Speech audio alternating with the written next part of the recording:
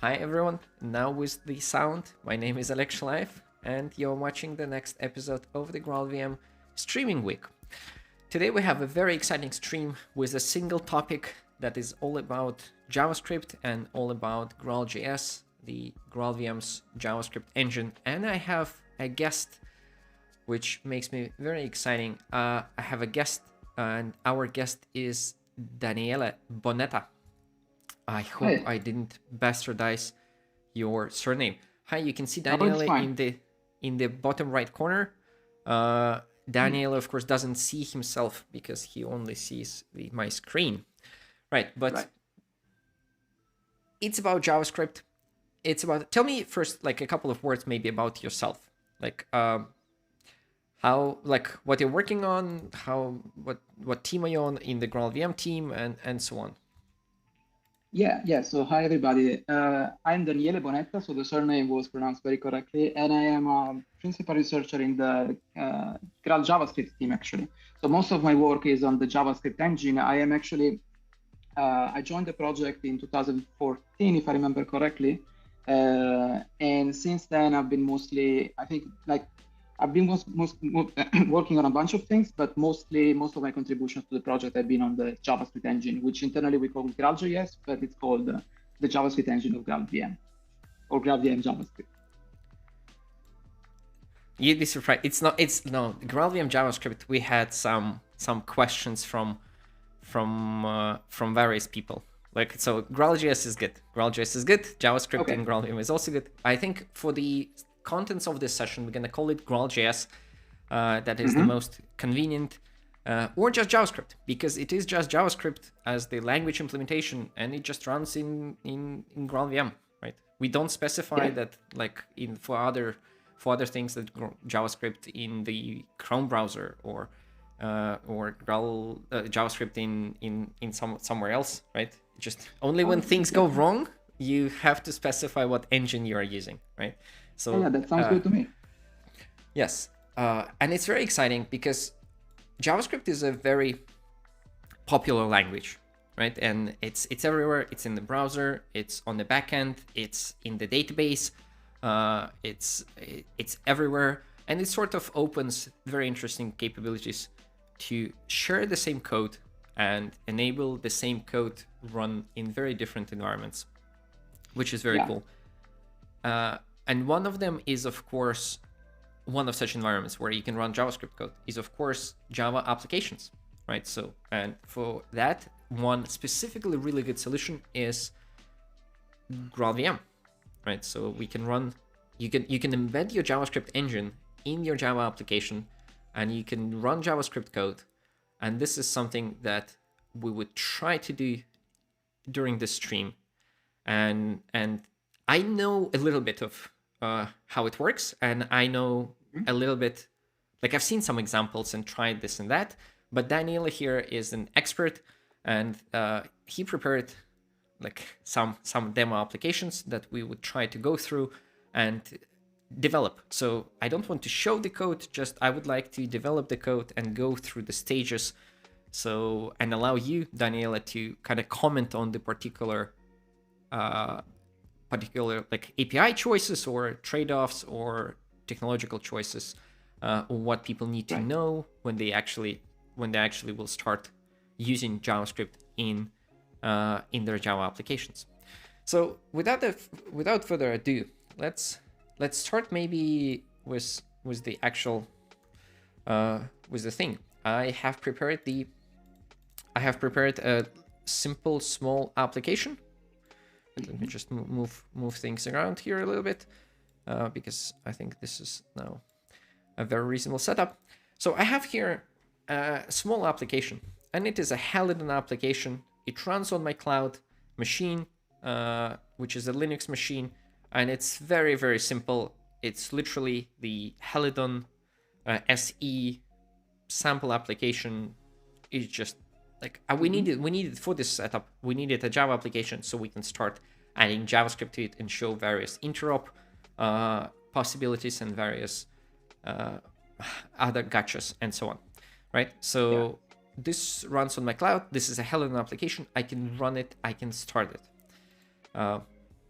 maybe can you, before we start, right, before we get into the details of the code, can you maybe elaborate, or maybe like describe what we're gonna do, like in general,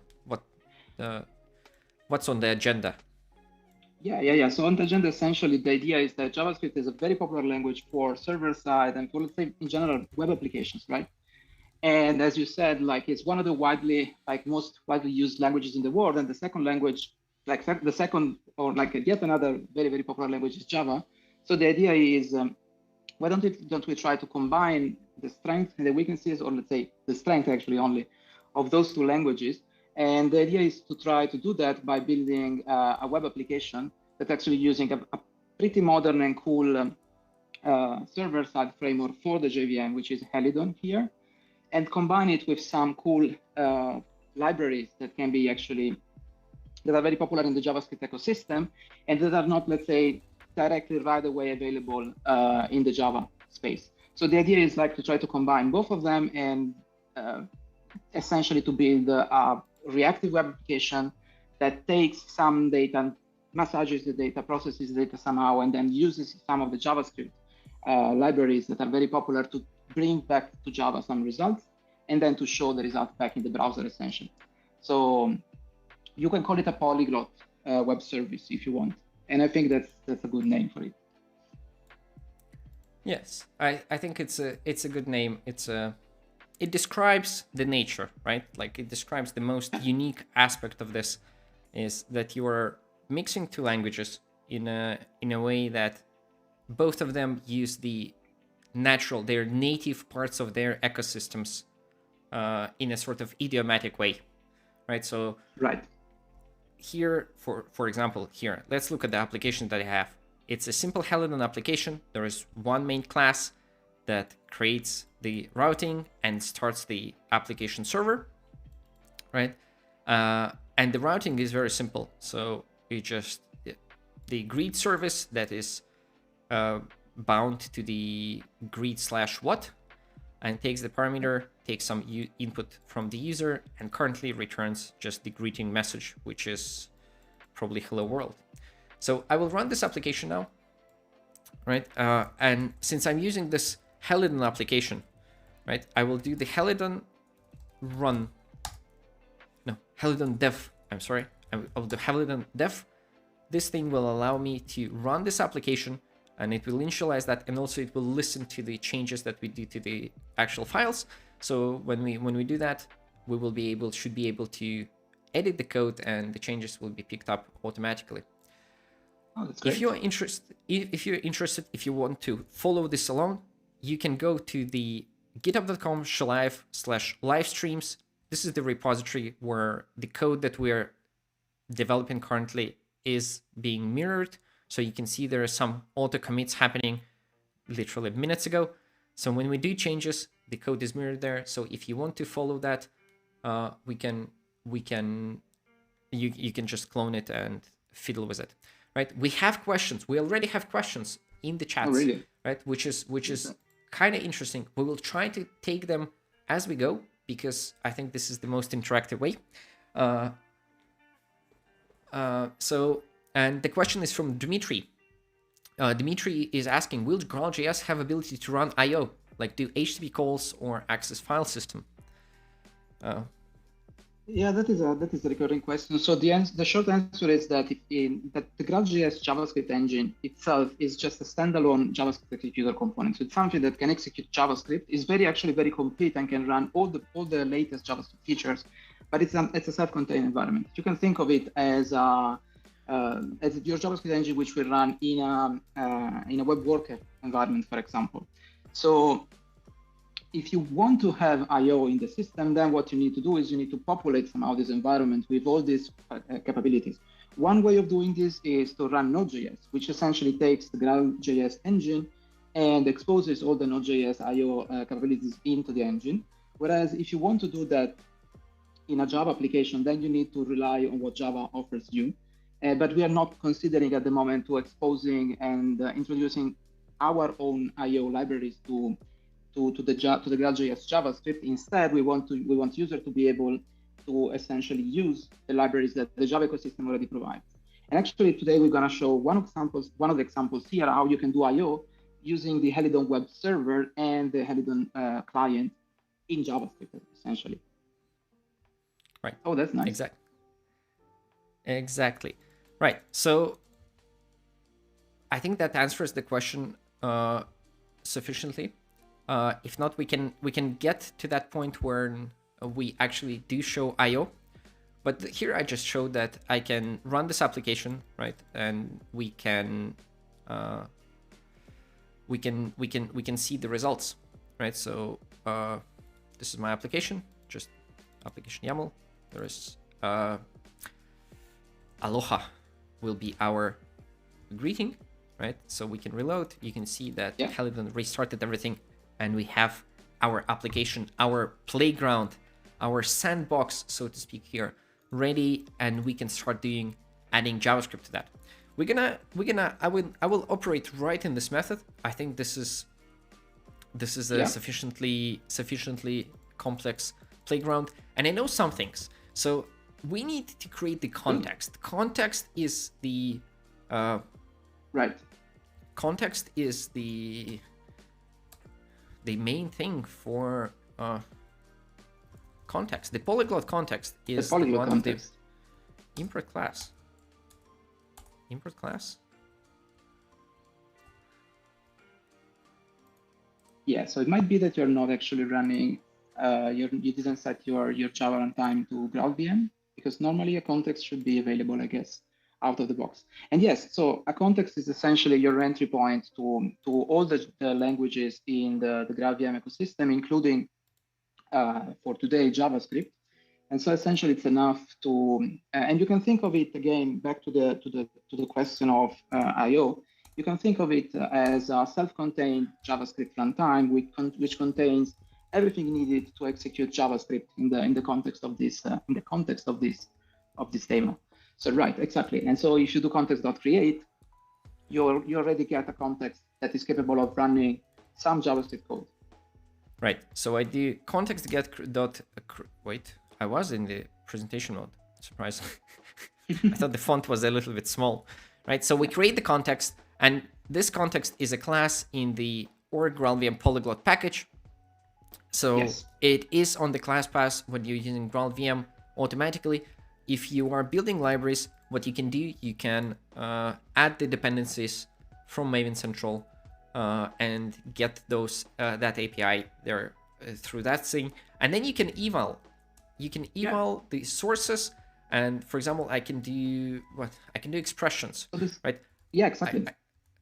I can do maybe a function add, and we do a b, right, and then we do a plus b return. Yeah.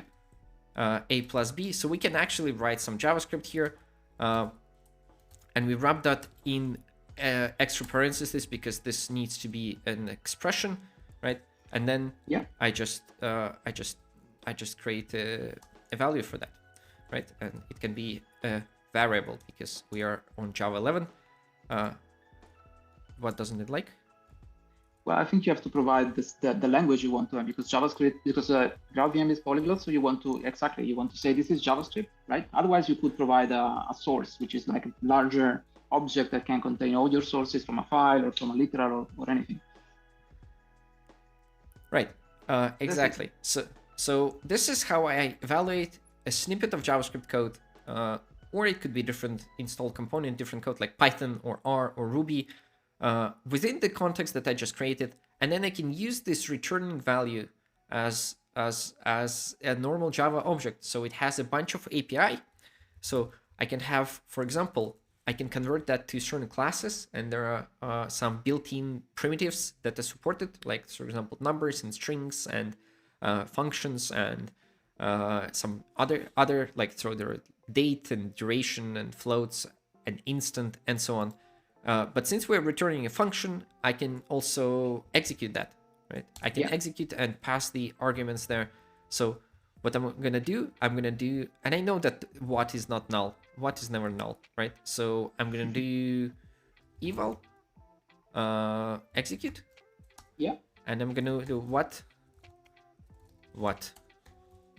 And I think this is a spectacular demonstration of what GraalJS can do, right? So we take this function, and I expect that we will have two strings concatenated together with each other, just right there. So if I run this application again, we will have Aloha Daniela Daniela. Build failed. Oh, it cannot find the context. Which Java? Java minus version. So I'm running on GraalVM. So Helidon init. Oh, that's interesting. Oh no, Helidon dev. Yep. Right.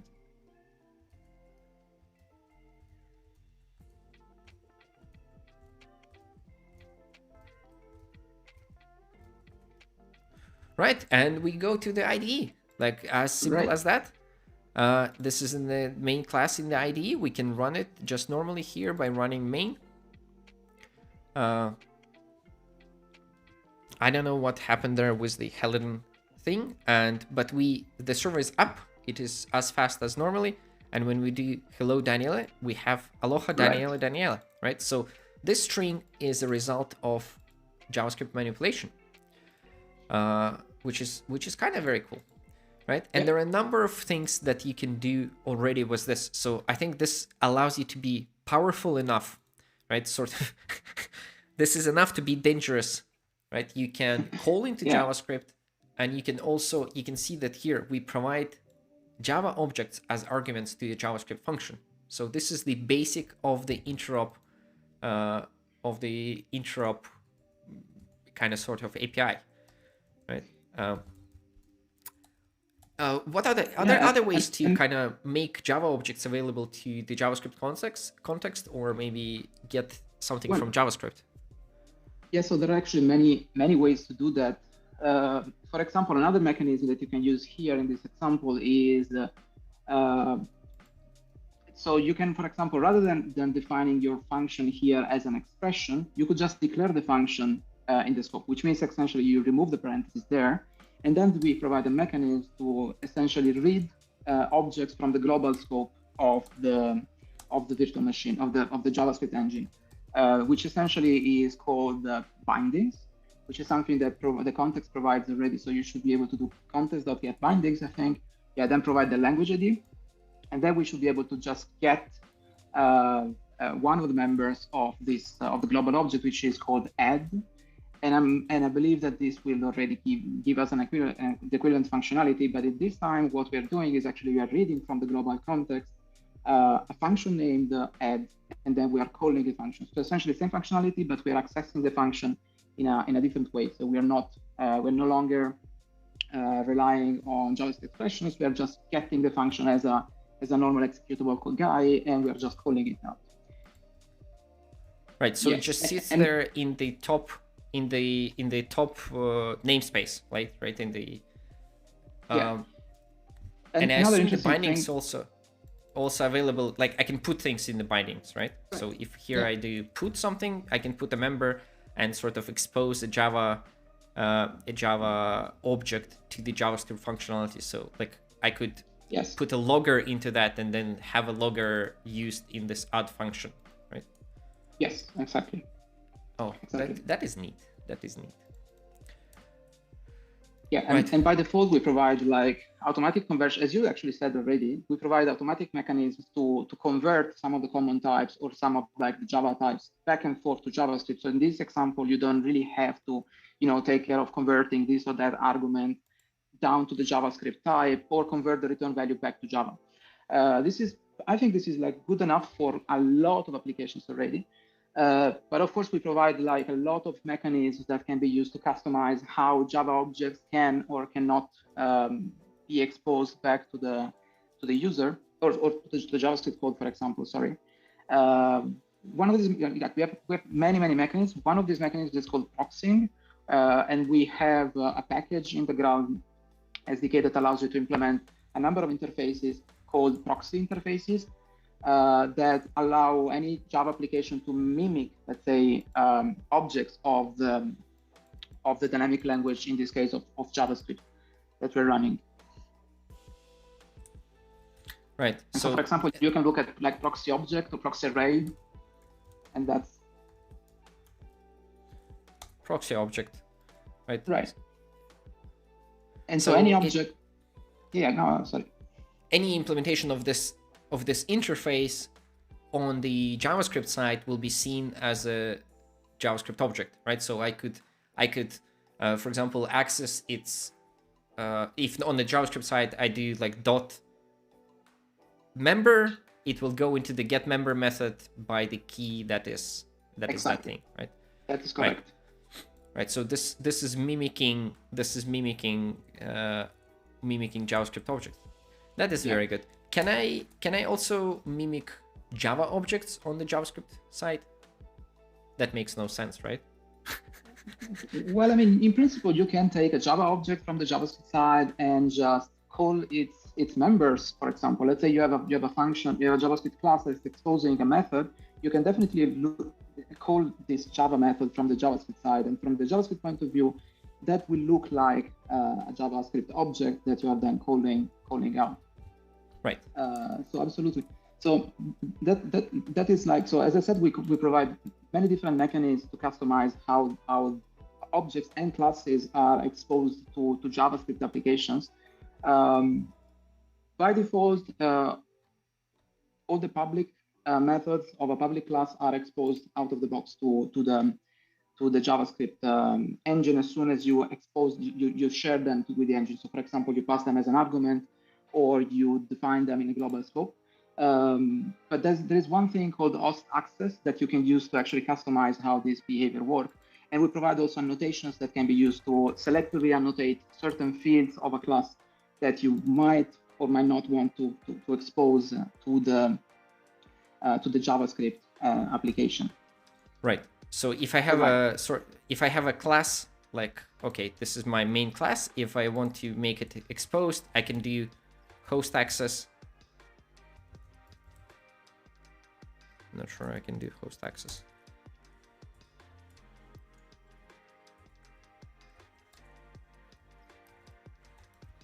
I had the host access just here, right?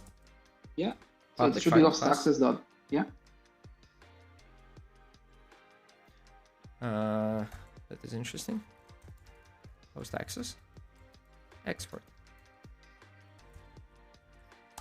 Right. Maybe you have to. Yeah. Yeah. Import class. Import class. Right. And then it takes something, right? I think that by default you can just annotate it, but then what you can do is, for example, you can annotate this private final field greetings with export as well, and the field should be accessible to JavaScript. Okay, so this is the sort of like fine-grained access thing. But I know, like, for the demo purposes and for the thing, what we can do, we can create a new builder, right? And we're gonna have the context, and we can provide the options.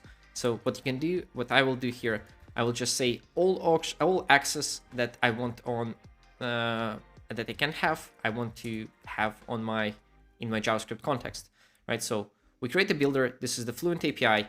It allows you to specify all kinds of options.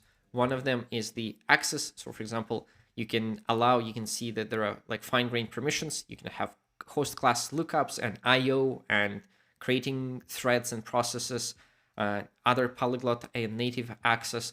But we will just go with allow all access, which is not the most secure option, but in this context, this is the easiest to run. Right, so now our JavaScript can have has our full access to our host system. So in this function, I can, for example, get access to create new Java threads or do some IO and so forth. But I also can do what could be the next step here? Well, the next step could be to actually start using JavaScript for building a web service, maybe. Right, so maybe you want to go a little bit like deeper in the options that can be passed to the context. No, I think this is fine. There are a bunch of options, right? And there are some JavaScript specific options. and there are some like execution specific options. But mostly let's start building things. I feel that I know now enough, and I can start actually producing some code, right? What would that be? Oh, we have a question from Optimal Monkey. Will the proxy convert async JS methods to Java sync methods? And when creating JS object, will it use the callbacks or futures? So if I get the question correctly, the question is about how do we go from the Java async or promises to JavaScript equivalent. And essentially, the answer is yes. There are mechanisms to do that. It's not through the proxy API at the moment. Currently, we support this in a JavaScript specific way, and we will actually give an example here in the rest of the demo, I think. But in general, yes. So you are allowed to take any Java, let's say, object and to expose that as a promise by implementing a certain interface that we will show. You can expose that Java object as a promise to JavaScript code, and there the JavaScript application will be allowed to, for example, await on something that's actually defined in the Java world, and the other way around as well. So you're allowed to have JavaScript async functions, call them to register a thenable reaction to the method. So, for example, do this, then that asynchronously. And those reactions, they themselves can, for example, perform something asynchronously, and then when done, continue the computation back into JavaScript and resume the JavaScript execution.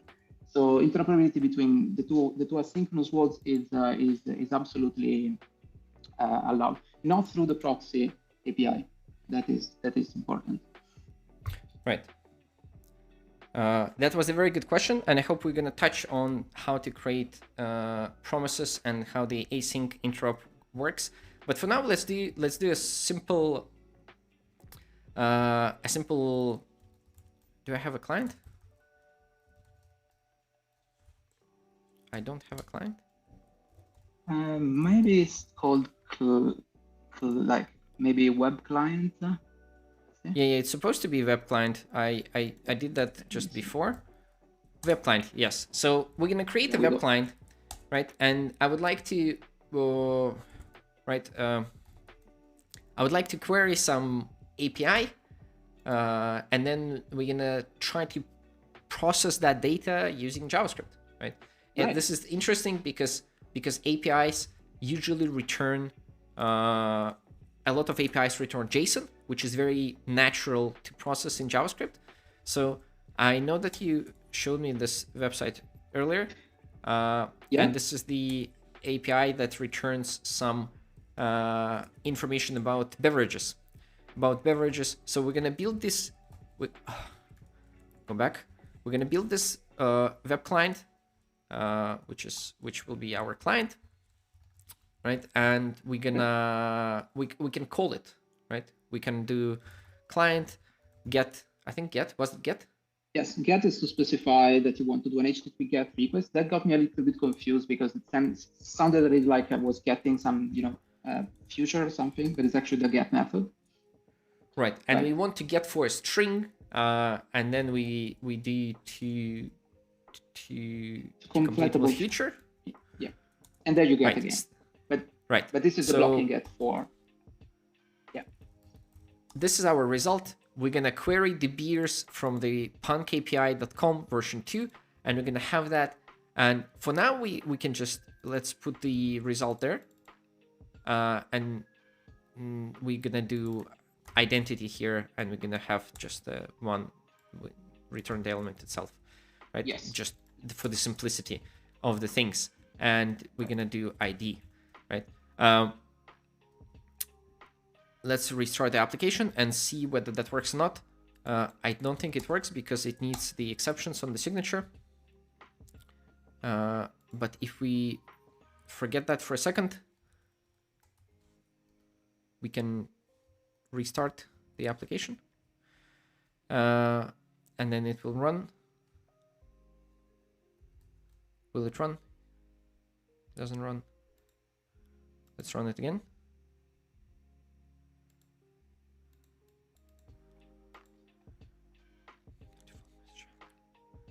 Oh, we need maybe to wrap all this thing in the try catch, right? Right. That's, yes, probably the case. Catch. Exception. We're gonna ignore it, right? Ignore me. Right, so we have it here. Now it should run. Now it should run and build. Class interest in expected to. Right, now it should build and run. Very good. Right, so we're gonna rerun the main. It works. So now we're gonna try this, and now it needs to load. So it goes and it gives us the data from some third-party web service. How do I now process that with code? I need to write some JavaScript, and of course I don't want to write it here inside this string. I want to refactor this, right? I want to extract like a constant, I guess. Yeah, that is a starting point for very small JavaScript. That's a good idea. Yeah. Right. So we extracted the JavaScript code. It got all the way up here, which doesn't bother me. And then I'll just put it. I'll just put a function there. So this is the snippet that we prepared. Right. Yeah. This is what we do. So we have a function called parse beers that takes data and name. Right. And we parse data into beers, and then we accumulate. Right. This is one of the simplest things you can do with actually embedding JavaScript. Just taking some random JSON coming from the web, parsing it, extracting some useful information, and then returning back this information to JavaScript. To Java, actually, to the Helidon application here, and to the user eventually. And so what we do here is, as you said, it's pretty straightforward. We have this function. We know that the web service we just created sends us back a string. So we're gonna parse the string, get the data, filter the data by the name that we care about. That in this case was this argument we provide to the greet REST API, and that's it.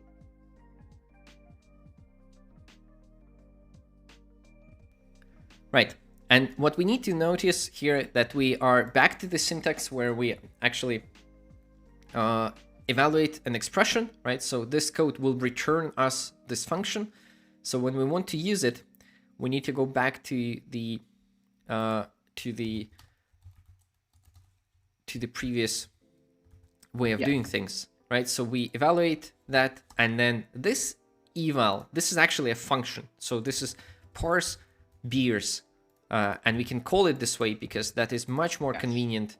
And then we execute the parse beers and we pass the result of whatever we got there, and then for some reason we greet them, but let's not greet them. Let's just return this one string. Right. So this is just the message, right? String message equals parse beers because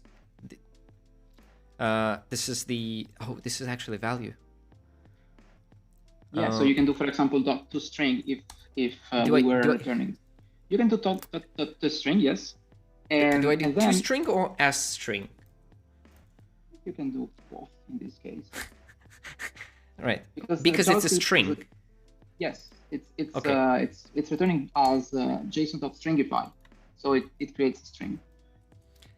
And now if I see your code correctly here, you're returning an object via the JSON object builder, but actually we do that in JavaScript. So because we already create an object via JSON.stringify. So I think we can just respond.end the message, and we should get back something that is a well-formatted JSON object. Let's see. Right. So this should be much simpler code here. Indeed, because if we have JavaScript there already, why do we need to compress here. So we have hello what? Right. So there are no beers called. Yeah, I think that the reason is there are no beers called what. So let's try to see if there's a beer called ale, like. Ale. Okay. Yeah. Ale. Because of. Right. No, we don't get ale beers either. So there might be.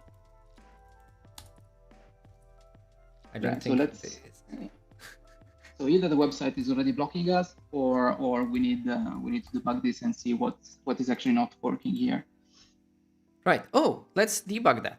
Let's debug that. So obviously I can. That's actually what I wanted to show anyway. Right. So I can debug the Java code here. Right. This is normal and this is expected because this is a normal Java application. But I can also debug my JavaScript code. So this one. And in order to do that, there is this particular trick, which I never remember out of the box, but I have it somewhere as a snippet. So what we need to do, we need to specify the options. I think we need to specify a couple of options on the context. And one of them is, for example, I'm not sure if that's double dashes or. I think you don't have to pass in double dashes. I think here you can just provide the name, and if it's like a language option, then you might want to prepend it with like JS dot something. But in this case, I think it's not. Maybe it works already, but I don't think it's. Wait, yeah. It was inspect true, right? Can you double check what I'm typing? So like from the top of my head, I think it's the inspect like the port, and then but let me double check it. So yes, so you have to provide the port. Okay. And then you have inspect path. Right. Right. And here I needed to. What was the situation? I had that snippet somewhere. Let me just find that. Very briefly. Right, so I'll just do inspect path and then just random UID, right? Something like this. So we do the Java, and this needs to be string. This needs to be string because we operate options are strings, right? So now we say that we want to start our context. We want to start it with the debugger attached. So we're gonna run this application. And the server is up. I think we need to touch this thing once. Yep. So we touch the thing once.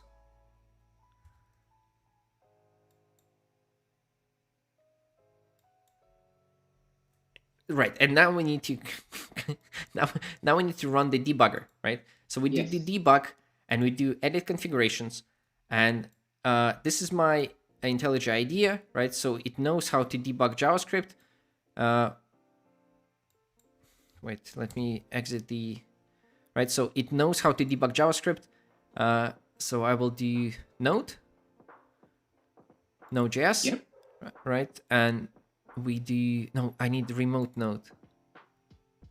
Okay, there's Chrome remote, if I remember correctly.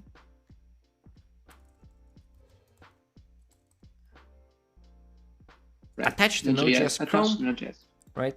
So and then I do just my port 4242, and I think that's it. So we're gonna hit the debug. The debug thing opens here. Should open here, and it should open also a file for us. At least it did that before we tried that.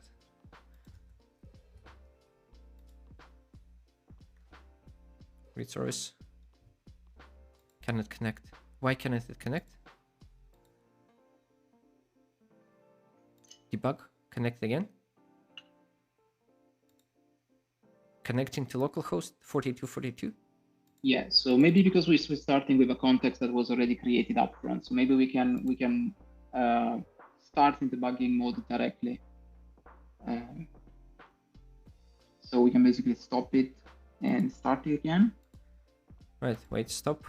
Right. Oh, yeah, because we already touched it first, right? So we run the application. We run the application. It's there, and then we attach the debugger. Yeah, and now since we are creating the context from within the getter, you should actually get something. So like on the URL, I think.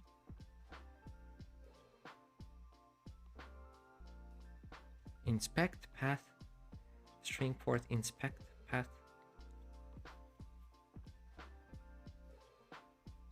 Cannot connect to localhost. Well, that's a shame. Might also be if you have some wrong configuration. Can you maybe try just with the Java debugger as a first thing?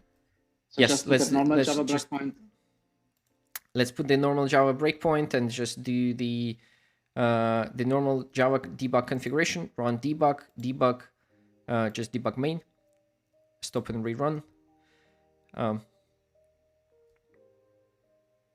So we are there, and yeah, let's put the breakpoint here, right? And then we need to access this.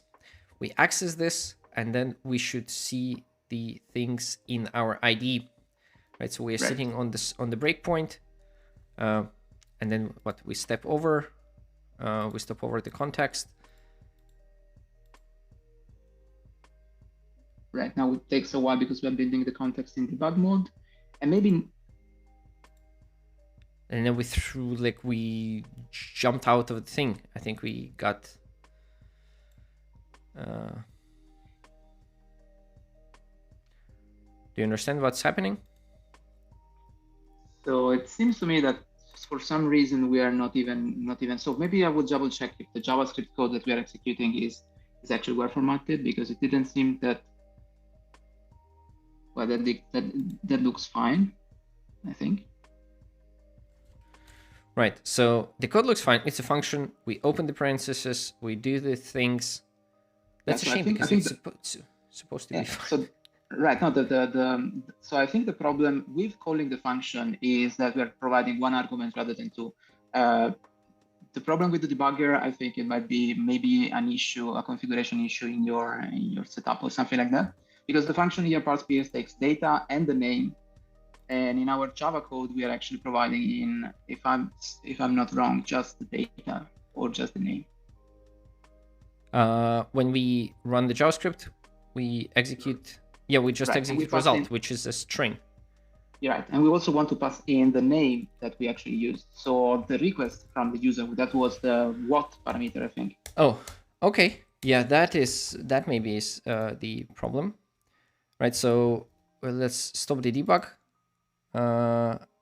Let's stop the run and rerun this.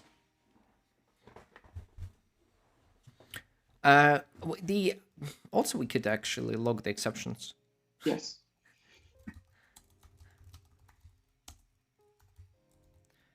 I think that is a very good practice. See, that was the ignorance of me trying to. So the server is up. We are running. Now it sits behind the debugger, right? Yeah. I don't know if you run it again as debug mode or like in normal run mode. No, I'm fairly sure that this was my attached node. Right. Apply. Let's see. Unnamed. 4242 debug.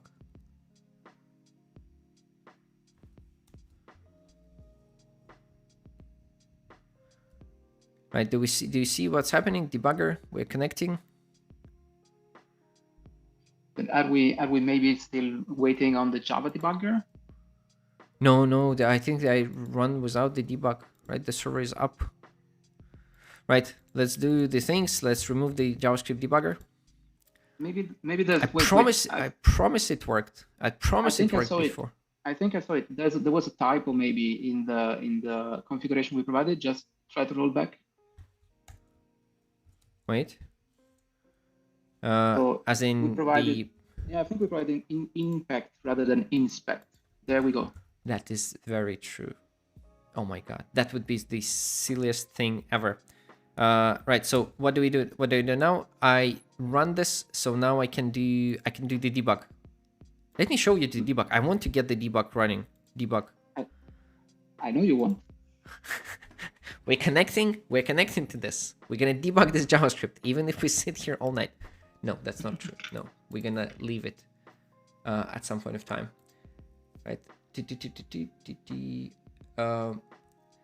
A question from Optimal Monkey as well. When coding one language inside another, can we avoid the risk of an injection attack? Like, for example, one way would be only to allow constant expressions to be passed. This will also allow language compilers to be only invoked at compile time. Do you think? Well, that is a good question. I'm not a security expert, so I don't have a strict answer here. But in general, what we allow, the way we build security around the context is to it's like to give the context capabilities to allow or disallow things. And so, for example, as we discussed before, you can allow certain lookups into certain Java fields, Java objects, and so on. Or, for example, we can prevent a context from doing I/O or from performing HTTP requests and so on and so forth. So even in principle, even if your code is not trusted, if your context is configured in a way that it can prevent very bad things from happening, like, for example, starting a process or performing bad requests, that is actually, the context is already, let's say, a good first line of defense. Oh, we have this, and the service is working now. I see. Right. Just to add to that, there are also a number of options that you can specify on the truffle level, right? That enhance the security. So you can sort of limit the resources that your embedded language has access to. So you can, for example, specify how much RAM it takes, or how many statements can it execute, or the timeouts, stuff like that. That is a feature of GraalVM Enterprise, but it is possible to kind of restrict also what your embedded language is doing that way. Yeah, absolutely. But for constant expressions, I think you can also do, if you really know what you want to do with that, you can create a small language based on truffle, right, and just allow like a number of expressions. So you can create a very simple language that only allows constant expressions. So, for example, one example for that is, I think, and this is, I don't think many people know that, but there is a regexp implementation as a truffle language called tregexp. Tregexp. Right, so this is the truffle language, sort of the same way as we do JavaScript here, that allows you to specify, and it like compiles and runs regular expressions. Which is not exactly what you were asking, Optimal Monkey, but I think it's an interesting tidbit of information as well. Right, so we figured out that the very basic code usage here is, you can see the service actually runs. There is no IPA, but ale is there, right? So we haven't one ale in the database there in that third-party service. So yeah, we run that database JavaScript is kind code. of limited. Yeah. Right. But now one of the things that I would love to do with this, right, is I would like to make it more readable. The code here in the string is not the best practice, right? It cannot be the best practice. Right. So can we make it more? Yeah, absolutely. Less so the way yes. So the way you would do this is, normally in JavaScript you would actually take this and refactor this code into a module that you then can use and reuse from multiple sources. It's a pretty straightforward concept, right? And the way we do this in GraalJS is so as I said before, GraalJS fully supports many new Ecmascript features. Actually, GraalJS is very, very, very, very up to date and top notch, I would say, from the point of view of the language feature supported. So we support all new features of the JavaScript language, including Ecmascript modules, or ESM for short. So the way we support them natively. So there's nothing very special to do. You just need to take this JavaScript code, put that in a file. By convenience, and the file should be called .njs, so that the engine knows that the file is a module and can execute that as a JavaScript ECMA module. That is not strictly required because, for example, you can configure the sources of the module to have a specific name type. But in this case, we can just create a file, call it parse peers. That sounds good. And then we can just plug the function and put the function in from our JavaScript code. Exactly. Right. So I will take all that and just put into the file. And I think I need to, I need to I need to escape that from a string, right? Java stringify press. Yeah. So here, I added the name here as the construct, and right. So this is the same code, right? We parse the beers and have the name, and then we do this. I don't need this string actually here. Yeah. Right. So it's just one function, and we export that from this module, this single function. So now we can go and simplify this code here and make it use that particular JavaScript Ecmascript module. How do we do that? Yeah, so the very same way we were executing code through a context in the previous case, we can do that now, but we need to tell actually where the sources are. So we need to load the sources into the context. And that can be done by an API called the source, which actually we can use to build sources from file, for example. And so in this case, we want, exactly, very good. And so the way we're gonna do that is we're gonna essentially, first of all, and the reason we want to do that is actually, I should probably give a little bit of background, of JavaScript background about modules. So whenever you want to load a module in JavaScript, if you want to load the module using the import statement, which is one of the ways you can load a module, you need to be able to load the module from another module, let's say, simplify. And so what we're gonna do now is we need another module that just loads our own module and executes it. And so one way for doing this is, as you were doing, by creating a source that actually contains some JavaScript literal that loads the actual module that we created. And so one way to do this is to create a new builder, right? And then then we can provide the sources into this new builder. So the language is JS, that's correct. Right. Then, so here I just do a path to my module. No, there we want to put some JavaScript code that we can actually execute to import our module that we just defined. Okay, right, exactly. So I do module. So we can actually do import, and one way of doing this, the function exported was called parse beers. So we can just do this, and correct. So we can parse beers as something else, like parse, for example, and then we can do from. And then I do from. Exactly. And then I do the full path here, right? Exactly. Full path. Let me just copy the full path here. Copy path, absolute path. Absolute path is fine, right? So we're gonna import that from the absolute path, and then because we evaluate now we are doing it. So now the source, and this is I think is a fascinating. So this source is a string source, right? Because we parse the string. This is a string source, so we will return the parse as the last expression. So we will have it on the other side when we evaluate this, right? And you said that we need to call it a module. Yes, we need to call it exactly. We need to give it an extension that's NJS. For simplicity, as I said, there are other ways of loading modules, but this is a pretty straightforward one. So let's call it just foo.NJS. I have, and then we build it, right? Yeah. So this is actually the source. And now we need to eval this source. Yes. Right? And evaling the source, we will get back a function now. We will get back this parse beers function.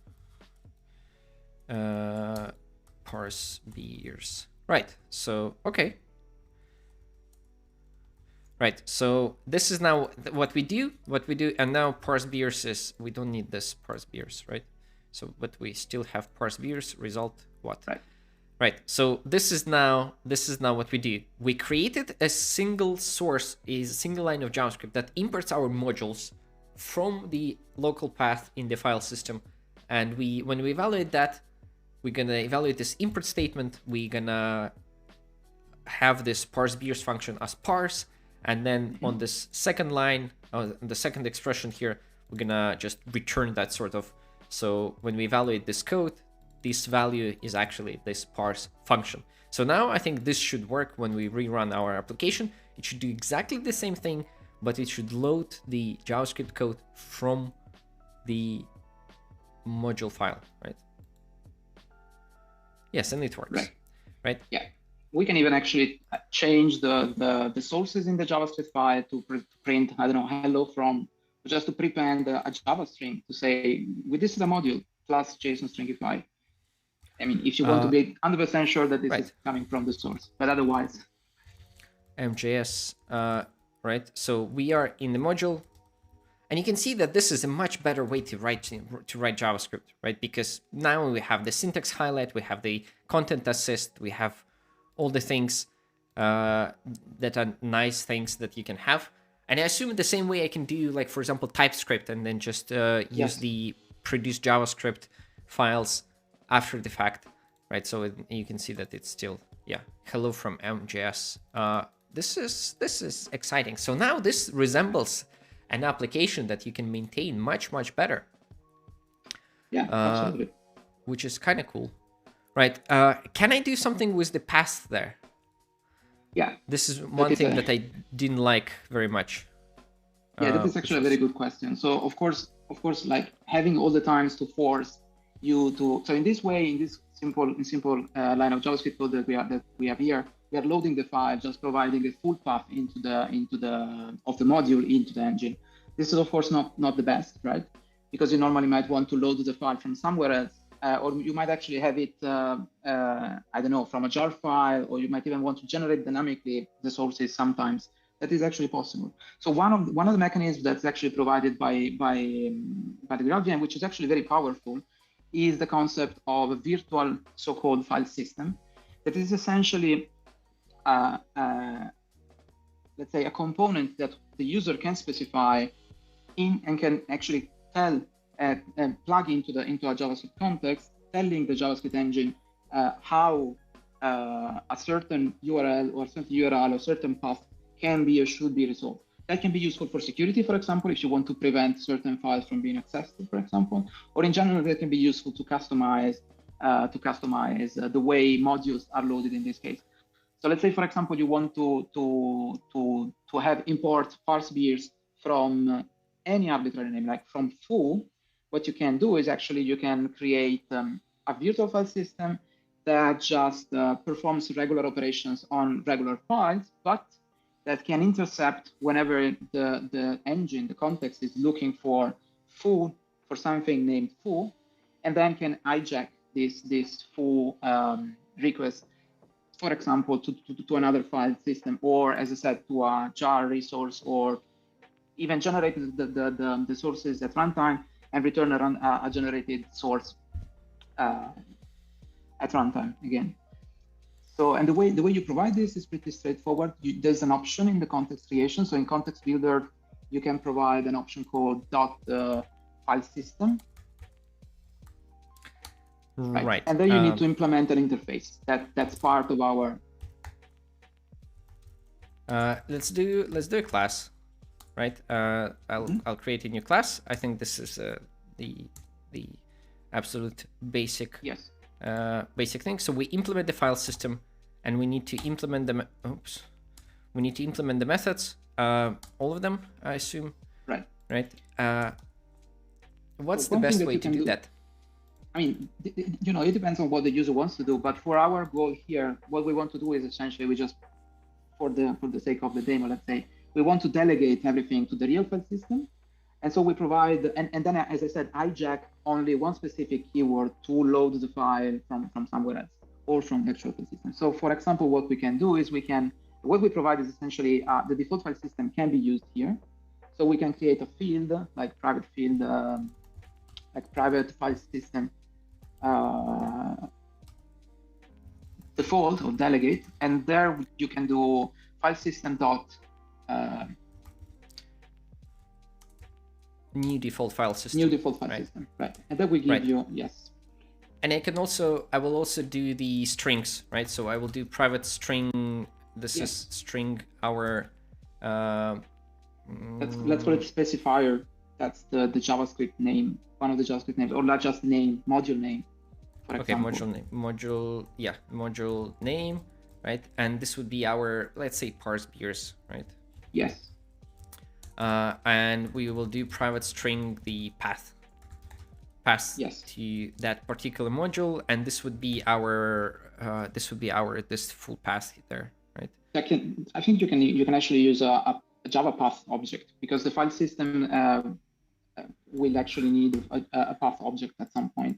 So that can also be just Java like. Right. So my code will look parse beers here, right? So I will just call this module name, right? And then I will assume that in my file system I have the path, right? And we do path get just full path here, right? Right. And this is of course a simplistic example, sort of a simplistic example, but we're gonna hijack the module name resolution, and when somebody imports parse beers, we're gonna actually return that file. So, and this is a good example where you can use the same strategy for example, if I want to serve my JavaScript from a jar file, like as resources, I would implement a file system that would take the module names and instead return, say, the bytes or the channel to the actually module inside the jar file, right? Right. That's correct. Yes. Right. So, and I need to implement just a bunch of methods, right? Because I need parse path. I need to implement, right? So, if that is actually the first function, the first method that will be called by the engine as soon as we try to import from this parse beers keyword. It will just look up here and will say, okay, give me a path from a URI or from a string actually. Right, and then if not, we just do the normal thing, right? So I just parse path. This is again like this is the same, right? This is exactly the same. Just one is with string and the other is with path. Return. This is this path, right? Right. Check access. Do we need check access? Probably not. I think in no check access we can just delegate to default. But this is exactly, for example, one of the security features that I was talking about.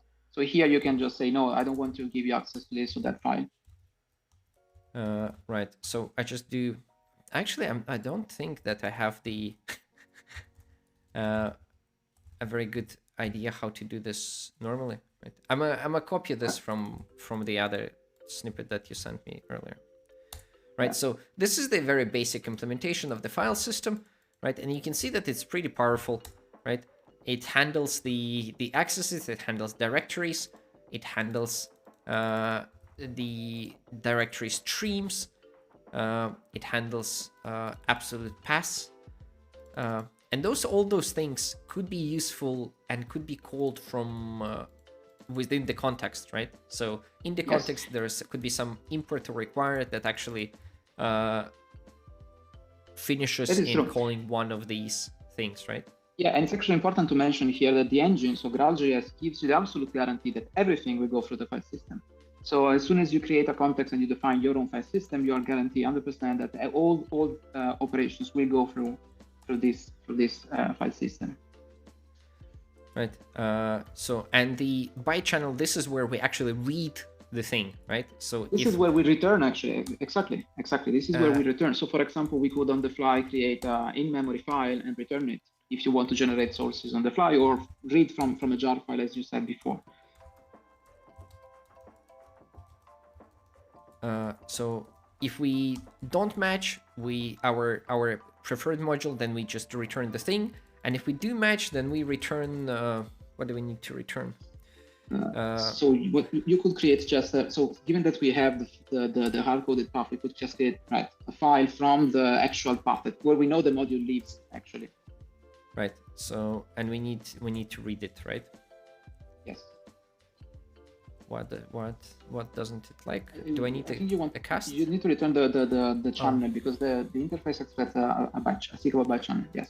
Yes. So okay, so the channel. So this is the very simple file system now, right? And we created that, and now we are using that from under the hood. And our JavaScript code here is the very normal idiomatic JavaScript code. So you can assume that this parse beers could be a normal module name that you otherwise would install from I don't know how you install. How do you install Ecmascript modules? It's a very controversial question for the JavaScript ecosystem. So the normal way is the most popular way is npm, but there is a lot of debate in the npm in the Node.js community whether a module should be ASM or CommonJS or AMD. So it's a complex ecosystem, let's say, like many things in JavaScript. But yeah, npm is of course the to-go place for modules. What would you say? Would you say that the question of modules in JavaScript, is it more or less controversial than the question of modules in Java? I think it's different because JavaScript for a long time didn't have modules, and so people start. I mean, there are very similar analogies, but at least there was a kind of a standard that emerged in Node.js, which is the CommonJS module, and everybody was doing that in the server side, and that actually influenced also in a way also the design of ECMA modules and so on. So at least historically, it was a little bit different, but it is I would say pretty controversial as well. Whereas in Java there was not like a single, I mean there are very popular module systems, of course, but there is not like one prevalent that took everything else like CommonJS. And the controversy in JavaScript is born from the fact that many people were actually using CommonJS, and so having them to switch to another module system, was a bit like.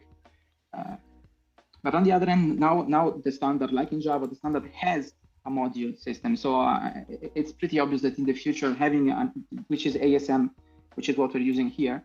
So it's pretty good that actually in the future, having a module system in the standard will simplify things, which is great, I think, for JavaScript. Right. And for the languages that depend on JavaScript, like TypeScript, for example. Right. We cannot forget that JavaScript is actually a building stone in very many ecosystems, right? And it's the only thing that runs in the browser, right? Effectively. I mean, there is also WebAssembly, but I think it still needs to interoperate with JavaScript for certain tasks. Yes. Yes. So JavaScript is the inevitable layer of complexity that you have to work through. Right, so our module works. Our file system there works, and I think this is a very good example because it's a very simple interface, right? Like we just implemented a couple of methods. We can be more specific and just return and read the path from inside the jar file, which is, I know, is a sort of frequent question. Yeah. A very frequent question. What next? Can we do something else interesting with this? Yeah, sure. We can, for example, one thing that we can do is we can start. We can go back a little bit to the code and have a look at one quick place, one quick thing actually, and then we can start discussing a little bit how JavaScript and how we actually handle parallelism and concurrency in JavaScript and in the GraalJS engine in general. So if you look what this code is doing, we're actually creating one context here. The context is created per request, right? Yes. Because this is for get mechanism. And so essentially what's going to happen now is that for every request that we get, we will be creating one context, we'll be initializing it and so on and forth. Whereas in the end, what we want to use is just a single function. So one thing that we could do in principle is we could just move the context initialization somewhere else, do that once, and then just use the function multiple times. That is something that would, of course, make sense from a resource management point of view, right? Right. And so if we do that, let's do that. Yeah, let's do that. I know. So we want to initialize that once, right? So the most reasonable way is to put them as the static things, right? Static, was it source? Source, right? Static source, and then static value. Right? Value is, of course, so now we have three static fields. We'll make them private static because we are very keen on encapsulating things. But we can do that. Definitely we can do that.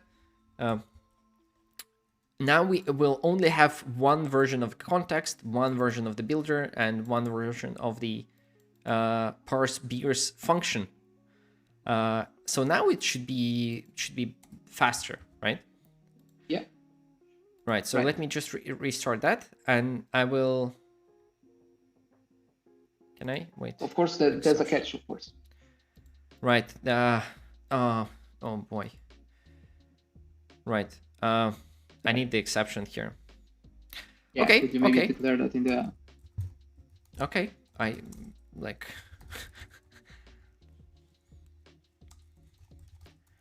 Right. So we're gonna catch exception E, and then we're gonna throw new runtime exception over E, right? And then in this block we're gonna do. So now we don't need these guys, right? We just only need value, and we're gonna do the context initialization here in the try catch block, right? I'm gonna source initialization here, and then we just do parse beers, and we don't them here, but we do here, right? Parse beers equals context eval source, right? In the static initializer, and this is the. I know this is ugly, right? But this is the simplest thing. Yes. And this is the simplest thing, which compensates for the fact that we spent a little bit of time trying to debug the wrong number of parameters passed to the JavaScript function, which actually was the problem because I took shortcuts in the previous catching exception block because I ignored that, which sort of like, I think this is maybe not ideal, but like we're gonna roll with it, right? So we're gonna run this application now. I think it should work, right? We do the same thing. We do the same thing, and our server is up, and then we return this thing, and then it all works, right? So now. But there's a catch now. So yes, this is actually the catch is that this is violating the model of concurrency, potentially violating the model of concurrent execution that we have in GraalJS. Because what could happen in principle is that as soon as you start sending a lot of requests to the Helidon web service, to our web service, especially if those requests are like with high level of concurrency, so from multiple clients, what could actually happen is that Helidon would spawn a new thread. Helidon internally runs, for example, a thread pool, and it could actually run multiple threads. And so what will happen is that we will actually execute the same JavaScript function, this very one function, this parse beers value, concurrently from multiple threads. This is not supported by the GraalJS engine for good reasons.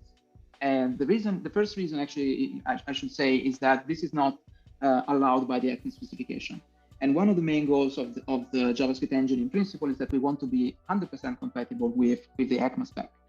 And so Ecma specifies that concurrent access to JavaScript objects should not happen. And indeed, all the other major JavaScript engines, like for example V8, don't allow you to do, or SpiderMonkey don't allow you to do concurrent access to a JavaScript object. So what we do in GraalVM is actually we prevent this with some runtime checks that actually make sure that your Java code, your multi-threaded Java code, cannot execute the same JavaScript function concurrently. Because there could be so many other concurrency issues and data races and everything around concurrent programming in JavaScript. Because JavaScript, for example, does not have a Java memory model, doesn't have a memory model for JavaScript objects. So it's also unspecified what could happen when two JavaScript functions are called at the same time concurrently. And so, for example, in this case, if we start sending a lot of requests to the server, GraalVM will actually throw an exception and say, no, I don't allow you to do a concurrent access to the same JavaScript object. And the way this can actually be solved in the JavaScript system is very JavaScripty, I would say. So we support multiple contexts, and multiple contexts can run in the same Java application, and on multiple threads. Of course, this is equivalent to, let's say, the web workers model in a way that also Node.js has, and all JavaScript developers are pretty familiar with. And so what we will need to do here to fix this application is we will need to create or to use multiple contexts, one per thread, for example. But of course, creating, as we said, creating context for every request is expensive. So one pattern here is, could be, for example, to create an object pool where you just take contexts from Java and you use them. And as soon as you don't need them, it's an object pool, so you put them back to the pool. Alternatively, for simple cases like this one, another solution is, for example, to have a thread local and just create thread local contexts. Strictly speaking, this is not safe either, because you potentially, if you create a lot of threads and you never dispose your context, you might end up with a memory leak. But like for this case, for example, we can just take this simple code and drop it into a thread local factory and just get the thread local from our service. And then we would be, 100% guarantees that we're running the one context per thread, and that is enough to fix our application. Right. So, okay, I hear you.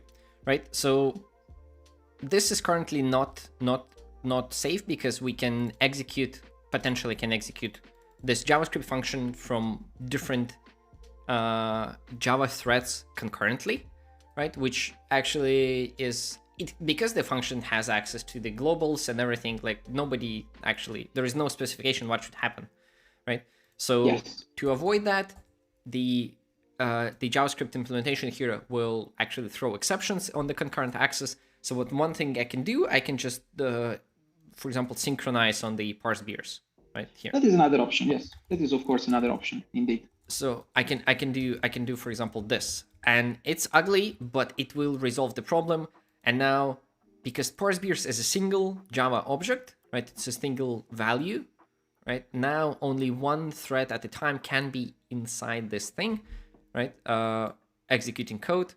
So now we resolve this problem. So only one thread has access at a time, which will not have the concurrent access. But this is sort of ugly, right? So, and the proper solution would be to implement a thread pool, not a thread pool, like a pool of objects, a pool of contexts. Right.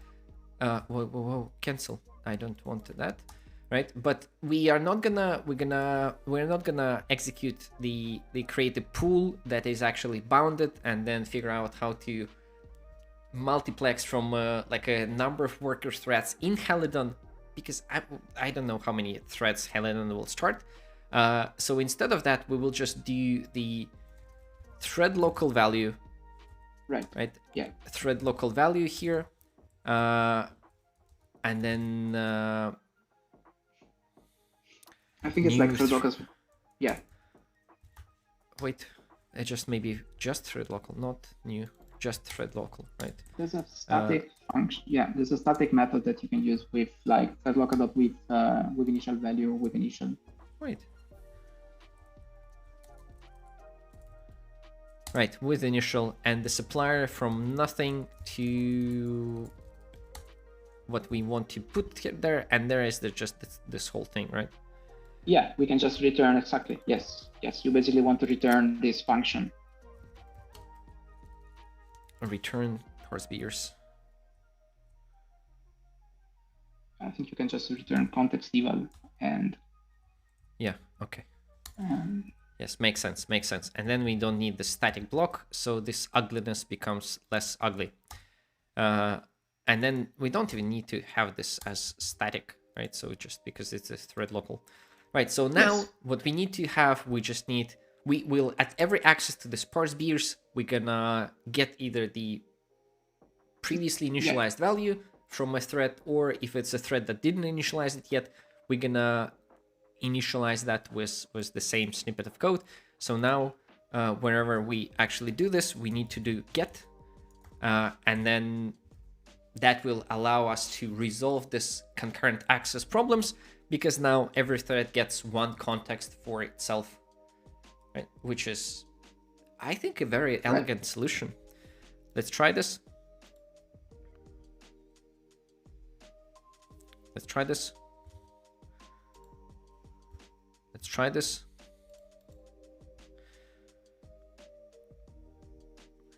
Yeah, it runs, and we are okay. Right, so we are there.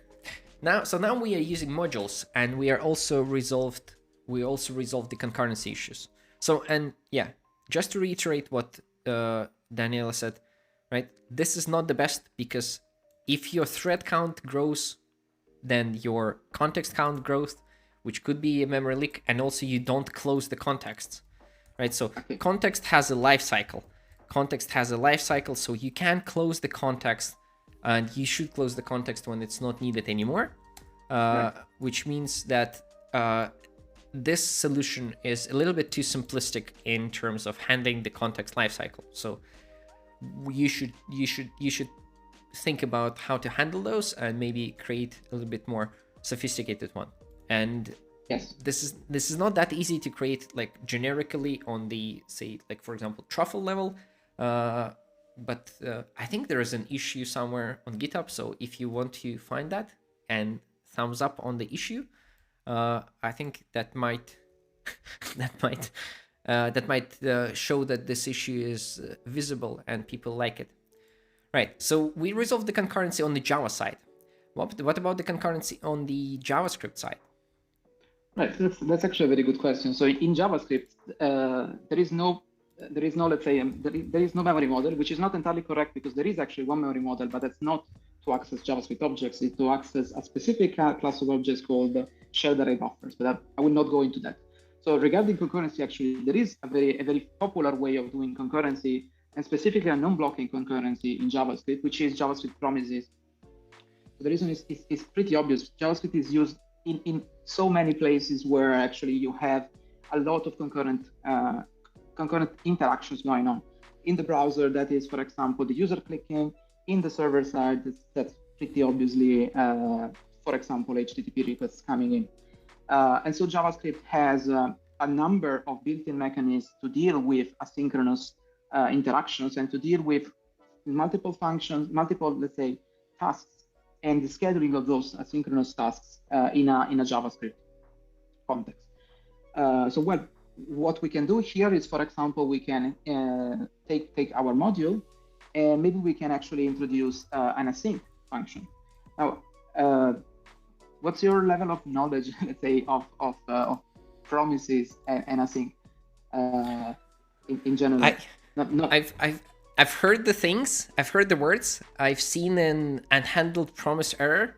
I see. And that is actually a very good point. I sort of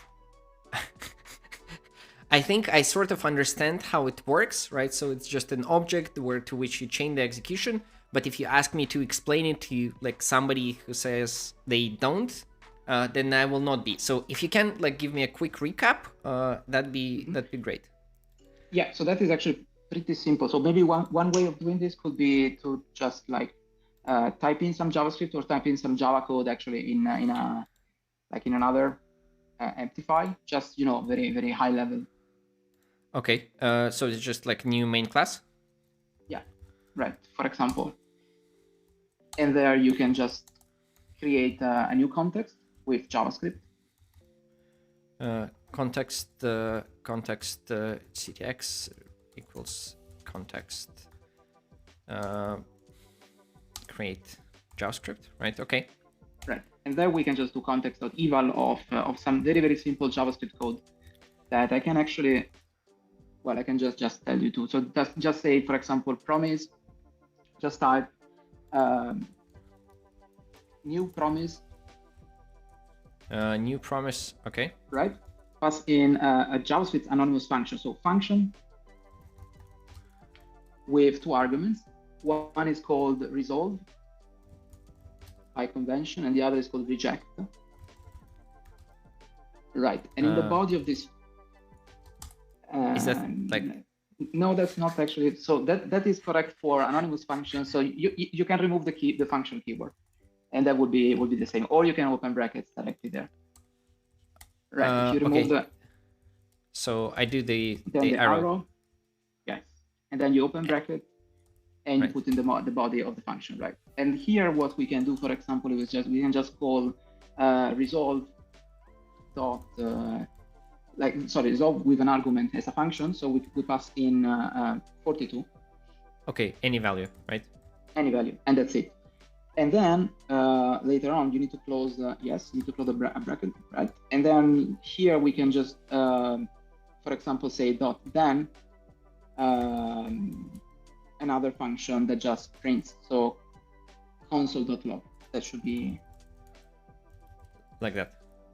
Right. I think that should be it. And then if we run this code, we should see 42. Right. So we just run this main.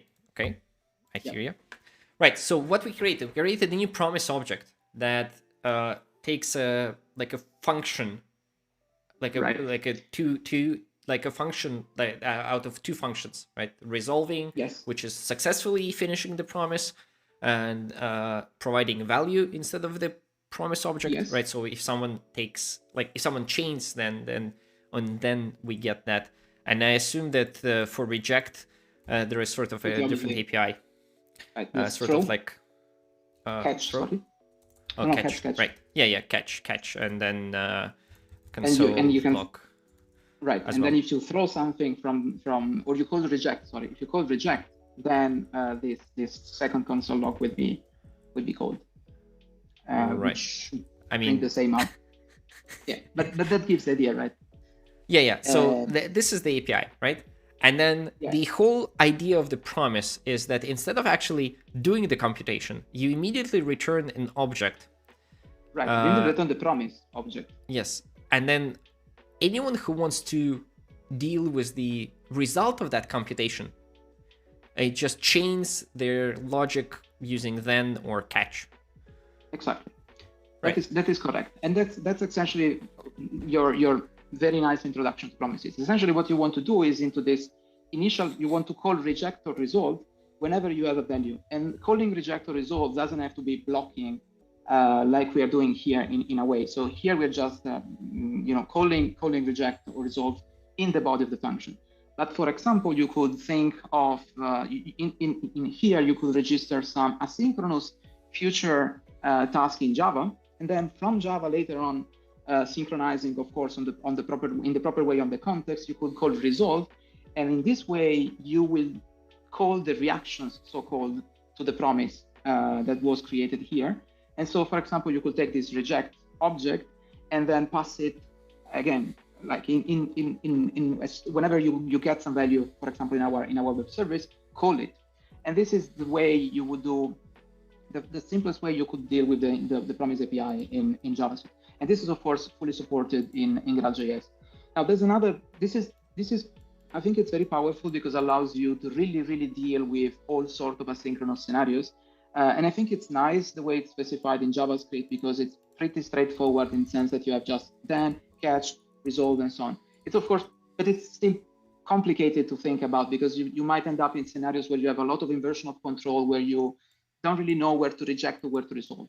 So more recently, the JavaScript specification introduced another concept, which is called asynchronous functions, which is essentially a mechanism to deal with the same scenario, but in a more like imperative programming style sort of way. So you essentially create an async function, which could be considered a regular Java function that rather than a JavaScript function, that rather than returning a regular JavaScript value, returns a promise that will then be resolved whenever the function is done doing its computation.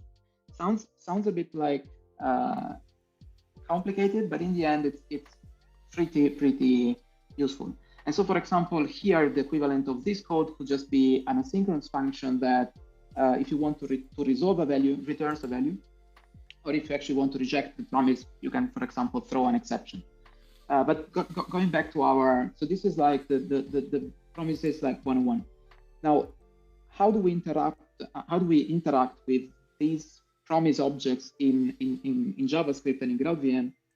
It's via interop. So essentially what we can do here is we can return the promise immediately, and that will give us back a value, and this value is a JavaScript promise. And then we can call the then method on that value.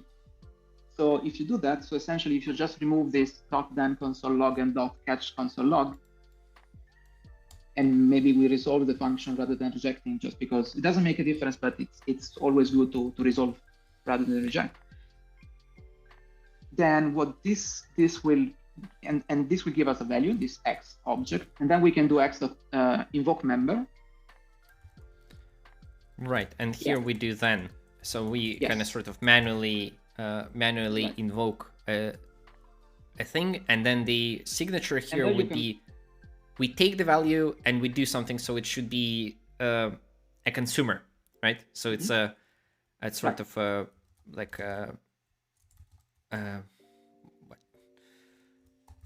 what system? Yes, we can just print out. No, not like that, right? System out print ln, right? And then I'll have the Java and then plus X, right? No, it can be X. It's a value inside, right? Inside, right? And then this is also inside, right? Invoke member is red. Why is it red? I think you have to cast the Lambda function or rename reference. Why is that?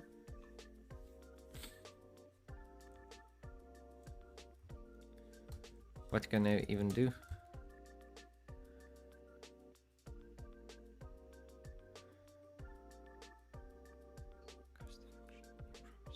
Well, invoke member, I think invoke member was correct, yes. So I think the problem might be that I think the problem that we, yes, the Java Lambda might not be accepted. So for example, I would try to cast it to consumer object maybe. Right, so it's a consumer of object. Yeah. Object. Wait, yeah, I cast it, and here I cast the whole lambda, right? Yeah. Oh, because I think because the types, like the type inference maybe infers a different type there for my lambda. Maybe not. Be. Right, so now this compiles, right? So if I run this, then it should print Java plus 42. And it doesn't. Right. Well, let's see why. So that is unexpected, I think. Do we need to register then before the promise resolves? No, that should be actually equivalent to the code that we wrote earlier. So that should actually essentially just call resolve into this function. Do we need to invoke catch? No, catch is also not required here because we are just resolving a function, so that should be fine. We might have a typo or something. Yeah, it could be.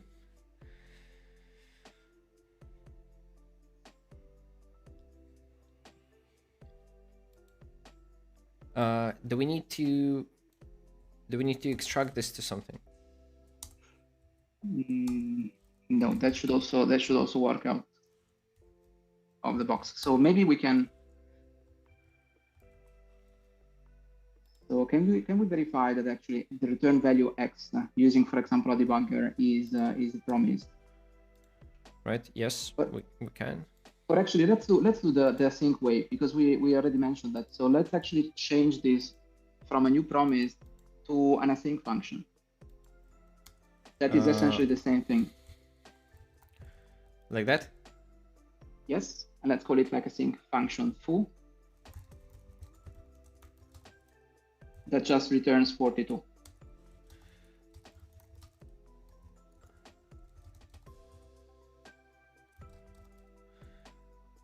Right. And so what we have to do is actually, yes. So this actually returns a function.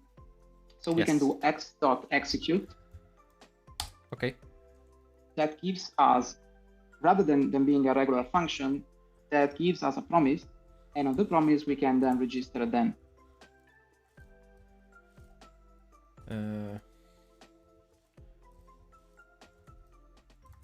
So this is the promise now, and then on the promise we invoke then.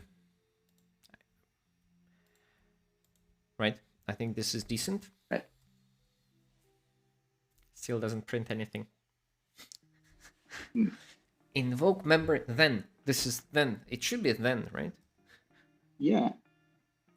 That is actually pretty. Do we need to enable some sort of options for it Right. to access? Yeah, that is actually a good point. Right. We are doing interrupt, so we need to do, we need to do allow all. Yeah. Right. That is the problem. For some reason I was assuming that we're actually still using the other context. Right. There we go. Right. So a success. That is actually indeed a very good point. So it's always important here, even if it doesn't entirely look like we are doing interrupt, because JavaScript, the engine, is actually calling back Java to resolve the promise. So it's actually, even if you don't see the call from JavaScript to the Java Lambda function, so from this inside method, Java Lambda, this consumer object, we actually are, because as soon as the JavaScript promise is resolved, this will call back Java. So we need to enable, we need to tell the context, look, this is allowed. So we want to let you do that. So yeah, this is good. And actually, the one last thing that I wanted to show you before, that I think is actually important to mention here before we go back to the service, is that actually not only we can, from Java, register an IP action to a JavaScript asynchronous interaction. So in this case, the asynchronous function creates, let's say, continues its execution in the Java space. But we can actually do the other way around, which I think is also very useful. So we can, from JavaScript, wait or register, let's say, on an asynchronous event to happen in the Java space, and which in JavaScript terms, this is very natural. So in the async function async functions allow you to await for JavaScript promises or for other JavaScript functions because they return promises. So what you can do in this code here, you can just say, rather than return 42, you can have await something and then return something. Or right, of course, you can just return await something. And this something, let's pass it in as an argument. So let's say await. You're right, exactly. Do I need the, like, it's a function call, right? No. So I will pass a function called. I think we can just pass in a regular object. Yeah, let's try that. Okay, so we will pass the promise. So here we need sort of a something that will be a promise, right? Yes, and right. the way we do, we want to pass in something that's actually Java. So the way this works, that is actually able to resolve the function. So the way this works in GraalJS is we need to define an interface, for example. So let's create an interface called like promise continuation or deniable or whatever. And this interface needs to have essentially,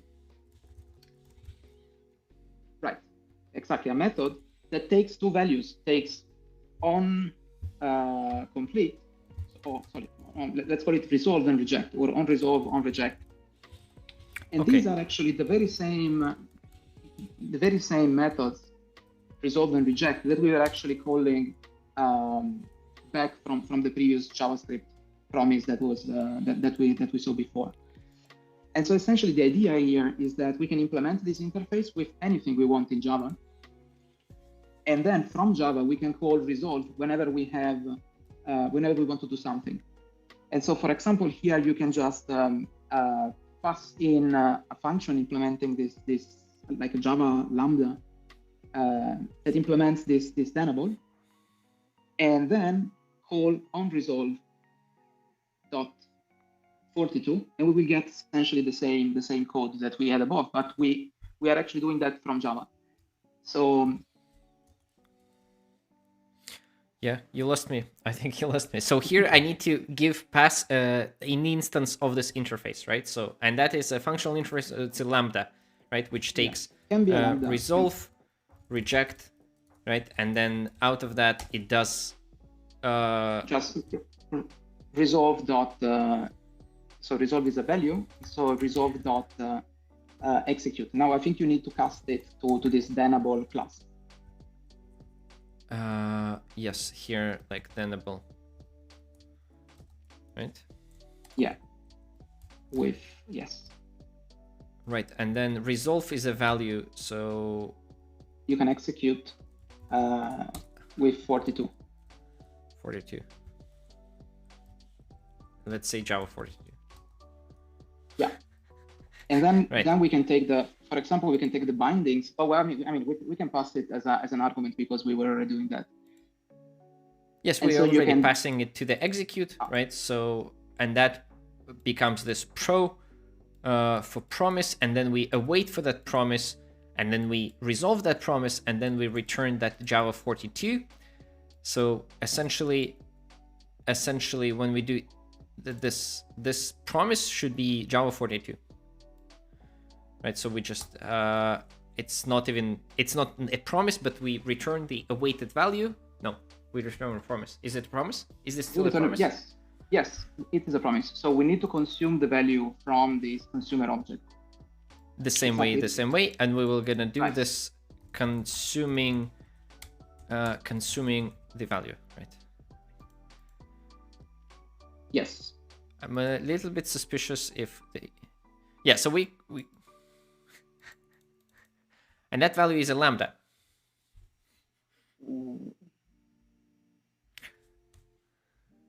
Maybe we need to execute this like as a function, no? Let's try that, yes.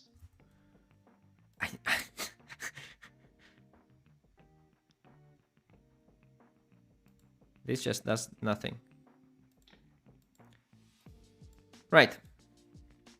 So essentially, if you want, so the thing is, if you want to execute it as a function, then it should not be casted as a Denable. It should be casted as a function, like a Java function that takes. So let's try that. We cast it to a Java function that takes, well, for example, an object or whatever.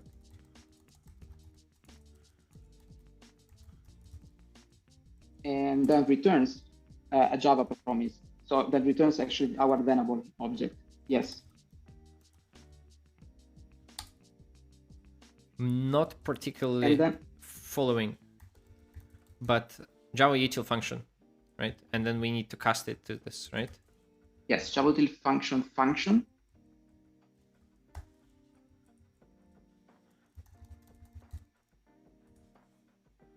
And that is actually something that takes an argument. So that can be, for example, maybe let me just send you the thing on Slack. Right. See, this is like, I think I understand the API here, but I think I don't understand like the knowledge about how to tackle this needs to be internalized fairly well. Right. So did you send it somewhere in Slack? Yes, let me send it to you again. I didn't try. Okay. Oh boy. Right, this is okay. This is the other way around. So let me just I'll what is this? So we have the functional interface here. Okay. Right. Java promise like. Does it need to be public? That is probably the case. Yes. Again, because of the context access that we have. But then it needs to be in a separate file, right?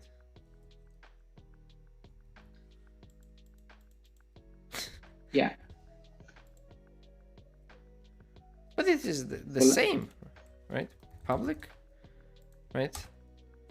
Move Tenable to Tenable Java. Okay, add. And then okay. X is on resolve Java promise like Tenable. Right. This.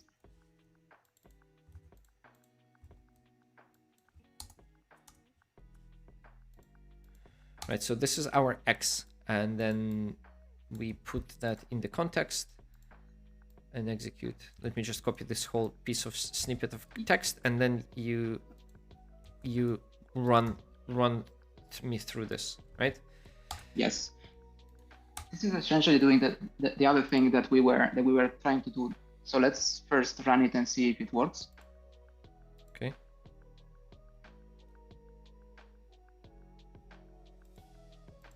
Oh.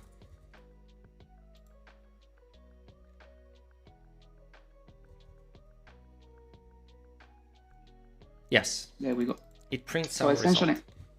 yeah. So essentially, what we are doing here, and actually the same thing we were trying to do before, but I think we were not able to do that because of the interface was not public. So that was probably the problem.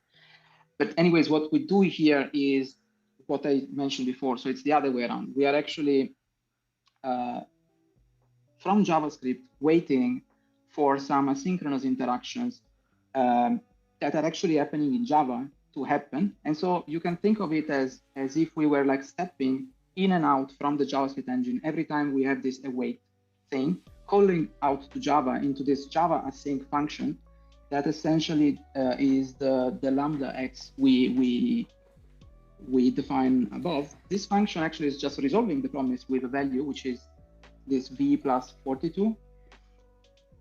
And then finally, once we get this free results back into Java, into JavaScript, then we just sum them up and we return back to Java. But given that we are calling an asynchronous function, we're not returning just a value here. I mean, we're returning a polyglot value, which is not a JavaScript value, but it's a JavaScript promise. And so we have to register again into the continuation of the promise. And so that's why we call invoke member then dot anything else. And then eventually from Java, we are notified again back from the engine that the synchronous computation in JavaScript happened. Now, of course, this is a little bit simplistic, but the key message here is that this onResolve function in our Java Lambda can actually be called from Java. So we can, for example, await in JavaScript for some very long running computation happening in another thread in Java, and then go back to JavaScript as soon as we are done and just keep doing our work in Java. That is absolutely possible. And this is actually the way you would do asynchronous concurrency in JavaScript. Right. And Optimal Monkey asks, is the JavaScript promise, like, is it returned to Java as the Java completable feature, or is it something? No, we don't provide a direct one-on-one mapping to completable features. We map it to Java value. So sorry, to the polyglot value class. Right. There are multiple reasons. One of the reasons is that we want to let users be able to define and map the interface, the promise, JavaScript promise interface to the completable feature the way they prefer. So for example, you might want to do, you might want to register, different, you want to deal with different sort of asynchronous execution that you can have in Java, whereas in JavaScript, and map that to the JavaScript part. So for example, you can have then async and so on, and we don't want to provide a direct one-on-one mapping. We might actually in the future, that was discussed many times, we might actually in the future provide some built-in mechanisms to provide a one-on-one conversion from a JavaScript promise to an arbitrary implementation, but still giving users the possibility to specify the way they want to have that.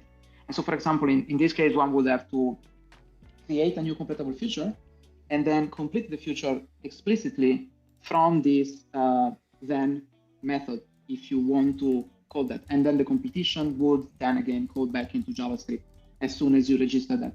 So we actually have a lot of examples on how to combine completable features with promises in our documentation. So I'm happy to post a couple of examples in the chat later. But the key motivation is that, and as I said, there has been some discussion on providing automatic mechanisms. So maybe in the future we might do that, but it is already possible because we provide this explicit way to customize it and to for example use computable features, but maybe sometimes you just might want to wait on something else. But it is a good point that the computable features, there is some overlap between the two APIs. Right. A question from Anujic. A question from a user in chat. Is this available on Java 11 plus only, or does it work on Java 8 as well? This is available on Java 8 as well. Yes, this is available in all the GraalVM releases. Yes. Excellent. I mean, of course, this is Java 11, so we are just to clarify. This is Java 11, so we have Java parse, right? But that is not because of JavaScript. So you could just use value classes, Java 8, and the thing will work out of the box, of course. Right. I mean, like if this would be Java 16, just imagine, then this could be a multi-line string. Right. That would be nice. Oh yes, yes. Nice. As soon as we have this support for that, I'm trying it out. But okay, I think I understand sort of the promise. Like there are two main API things that we need to remember: is we declare an interface, and then and catch are two functions that we invoke, and sort of async await is just kind of jumps in and out of the execution. The syntactic sugar for like chaining the thens, right? Yeah. Okay. Right. So how do we do that in our Helidon thing? Well, we can. The simplest thing that I had in mind here that we could do is we could, for example, go back to our module and define an asynchronous function now, and have. And right. I think I sent you already like the snippet if you want, but otherwise we can just build it here. Now, asynchronous function, it would be nice if this asynchronous function could wait on something. So let's make this function wait on as we did right now. Let's make this function wait on something happening in Java. So we can. Right. I'll paste the snippet and let's go through that because I think this will be a little bit easier. So this is our parseBeer function async, right? And this is what you thought about waiting. So instead of passing the data, we pass the function, the promise of the data. We pass the promise of the data. Right, very good. Yes, exactly. Which will be resolved in Java. So the idea is I mean, there is also a cache here, which is always good practice to have in a web service, because otherwise we will be flooding the other external beer service with requests. But besides the cache, the key aspect here, the key important thing and interesting thing here is that we are waiting on this fetch beer data, which is essentially a Java function that will do an HTTP GET for us and will give us back the data. And then from there we can. Right. So when we do await fetch beer data, it will wait for the function and then we'll get the data, and that data will be an actual JSON that we're gonna parse, and then we're gonna do something, and then we say like, oh, ES module, we don't forget to set it into the cache. And that's sort of it, right? Yes. This is of course a very, very simplification. Yeah. Sorry. I like it. I like it. What do we need to do on the Java side to make it work? We need the support for. So we need our Denable interface, but we already have it. So that's done. And then essentially what we need to do is we need to create this function. So let's look at the interface of the JavaScript function we just defined. It accepts two methods.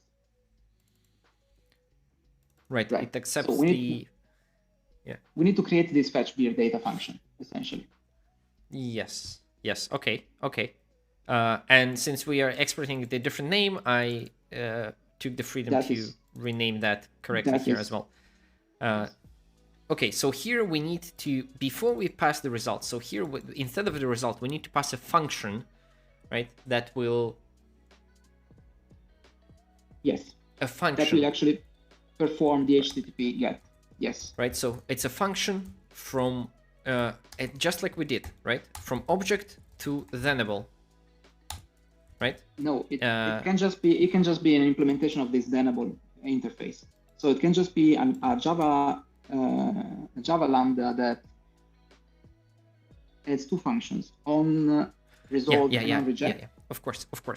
So yeah. How do I do like one thing?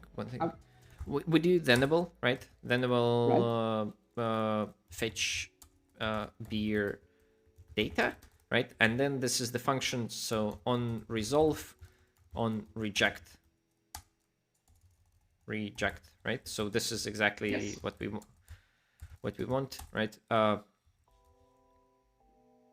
And then we put it here, right? So we just need the implementation, and that implementation on resolve. Yeah. So we wanna download the data. So we want to perform this request.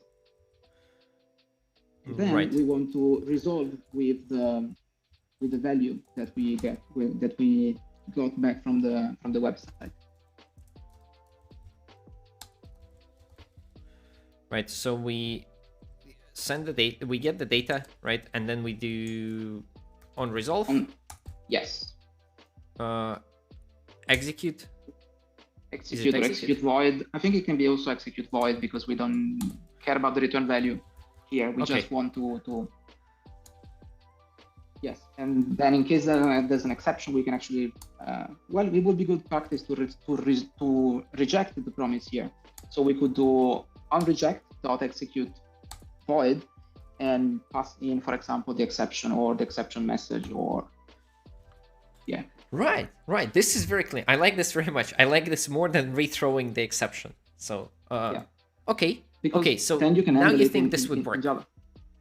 Well, now wait, but there's still one bit that is missing. So we are actually in this response in this parseVirs.get execute.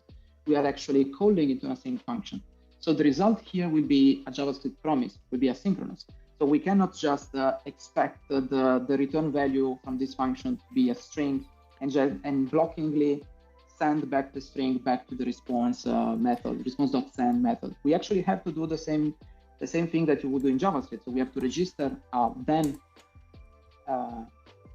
object on the execution. So after calling execute, we will get back a promise, right? Okay. Right. So this is not a string anymore, right? Indeed. So we do execute invoke member. And then we do this. Then we can pass in another consumer. What did we do? We did the consumer of object like this. Right. So we pass a consumer and then we do response send that value. Exactly. Which I think you could be like dot value dot. No, well, I think values should be fine.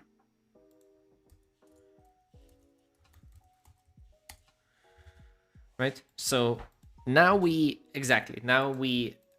get the async, the promise, and then we register. Then whenever the promise will resolve, then we throw it into the response. I'm a little bit not 100% satisfied that we are blockingly getting the completable future here, but I will not ask because I don't feel myself ready to refactor this.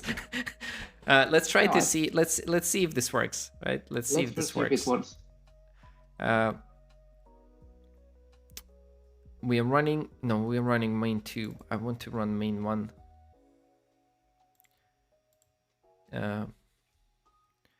Right, so we are running this, and then we are doing this. Okay, we see from ES module still the same information about the pale ale, which is good. So now we are actually doing like a very idiomatic JavaScript here in the parseVirs, right? So there is a sync await function. We export the sync function. We pass some Java function that is asynchronous. So we are mostly very asynchronous here, I would say. Yeah, we can still try to asynchronize also the last bit, as you said, which is this client. That would actually require probably some hard work in converting the JavaScript promise to a completable feature. But if you want, we can give it a try, or we can also just move on. And anyway, I think we will publish a blog post. This is something important to mention. We'll publish a blog post about this full async application at some point in the future, and there the code will be probably fully asynchronous. Right. Right. There are a couple of comments there on the chat which I missed, so let me just quickly go about that. Fabio says separate files better than multi-line strings, which we totally agree, Fabio. Yeah, but well, absolutely. Has to be something new and exciting in Java 16, right? And that is multi-line strings. Just kidding. There are plenty of goodness in Java 16. Right, and then there was also discussion of pulling Node.js libraries into Java if needed, followed by the discussion whether this is actually good or not. But like, I think there is an example that you wanted to show, kind of the final demo that we have is actually exactly right. Sort of that. And that goes, yeah, indeed, that goes in the very same direction. So even though it might be controversial, as we said already in the beginning of our chat here, it might actually make a lot of sense to sometimes import and use JavaScript functions. It makes actually a lot of sense to use JavaScript functionalities from Java whenever there is something that is, very, very, very nice and well maintained and solid in the Java ecosystem, in the JavaScript ecosystem, and you just want to call it from Java. So one example here that just comes to my mind, because I'm also in general interested in data processing and data in general, is the D3 library, which is actually a very, very, very popular library among data scientists, used by pretty much everybody to render data on the web in a very nice way. So in what we did here for this demo, we put together a very simple JavaScript application that takes the D3 library and then just does what we were doing here. We just queries an external web service, takes some information from a public REST API via JSON, parses the JSON data, and then uses the D3 library to render this public information on actually an SVG image, and to show the SVG image and return it back to the client. So the way this works in practice in a JavaScript context. So JavaScript context, as we said before, is not a Node.js environment. So it does not have access to all the Node.js functionalities, like, for example, require to load the Npm packages, where normally a package is more like a collection of different modules that can be common JS modules, ESM modules, and so on. So the way normally JavaScript developers deal with these situations is they bundle multiple NPM packages into a single JavaScript file, and then they execute this JavaScript file. And this JavaScript file can be executed, for example, into a web browser, so an environment where you do not have the Node.js environment variables. You don't have require, you don't have access to the Node.js file system, and so on and so forth. So as long as you take a library that is in principle designed to work outside of Node.js, then you can bundle it, plug it into our JavaScript Polyglot context, and then you can call it from there and use it from there. And so what I did in this demo, code that I mentioned before, is essentially that. I took a very, very trivial but nice example of D3 server-side rendering of an SVG image from the D3 demo gallery website, actually.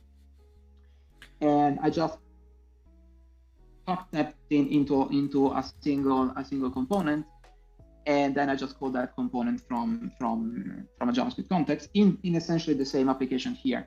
And so the Helidon web service goes out, fetches some JSON data, and then we parse the data in JavaScript, we render the data in a map, and then we just return the data back. Actually, the example should be like, if you click on examples, there should be actually the example I think I used, but it doesn't really matter otherwise. See more examples? Right, I think, yeah, server gallery, right. So there should be one of the first examples. This is like extremely nice and extremely popular library that really every data scientist who wants to show some data on the web should consider using, because it's extremely powerful. And if you look, yeah, exactly, this is one of the examples. And if you look at the code here, this is all pure JavaScript. Besides requiring the JavaScript, the D3 library, the JavaScript library that does this thing, then from here, essentially what this does is it will just try to interact a little bit with the DOM, but not much. And it will just produce this SVG dot node here, the last object. So essentially, it is really straightforward to take some of the examples code here and then plug it into an npm package bundle and code the bundle from our Element web service. Right. Okay. So there are steps, and you sent me the steps before.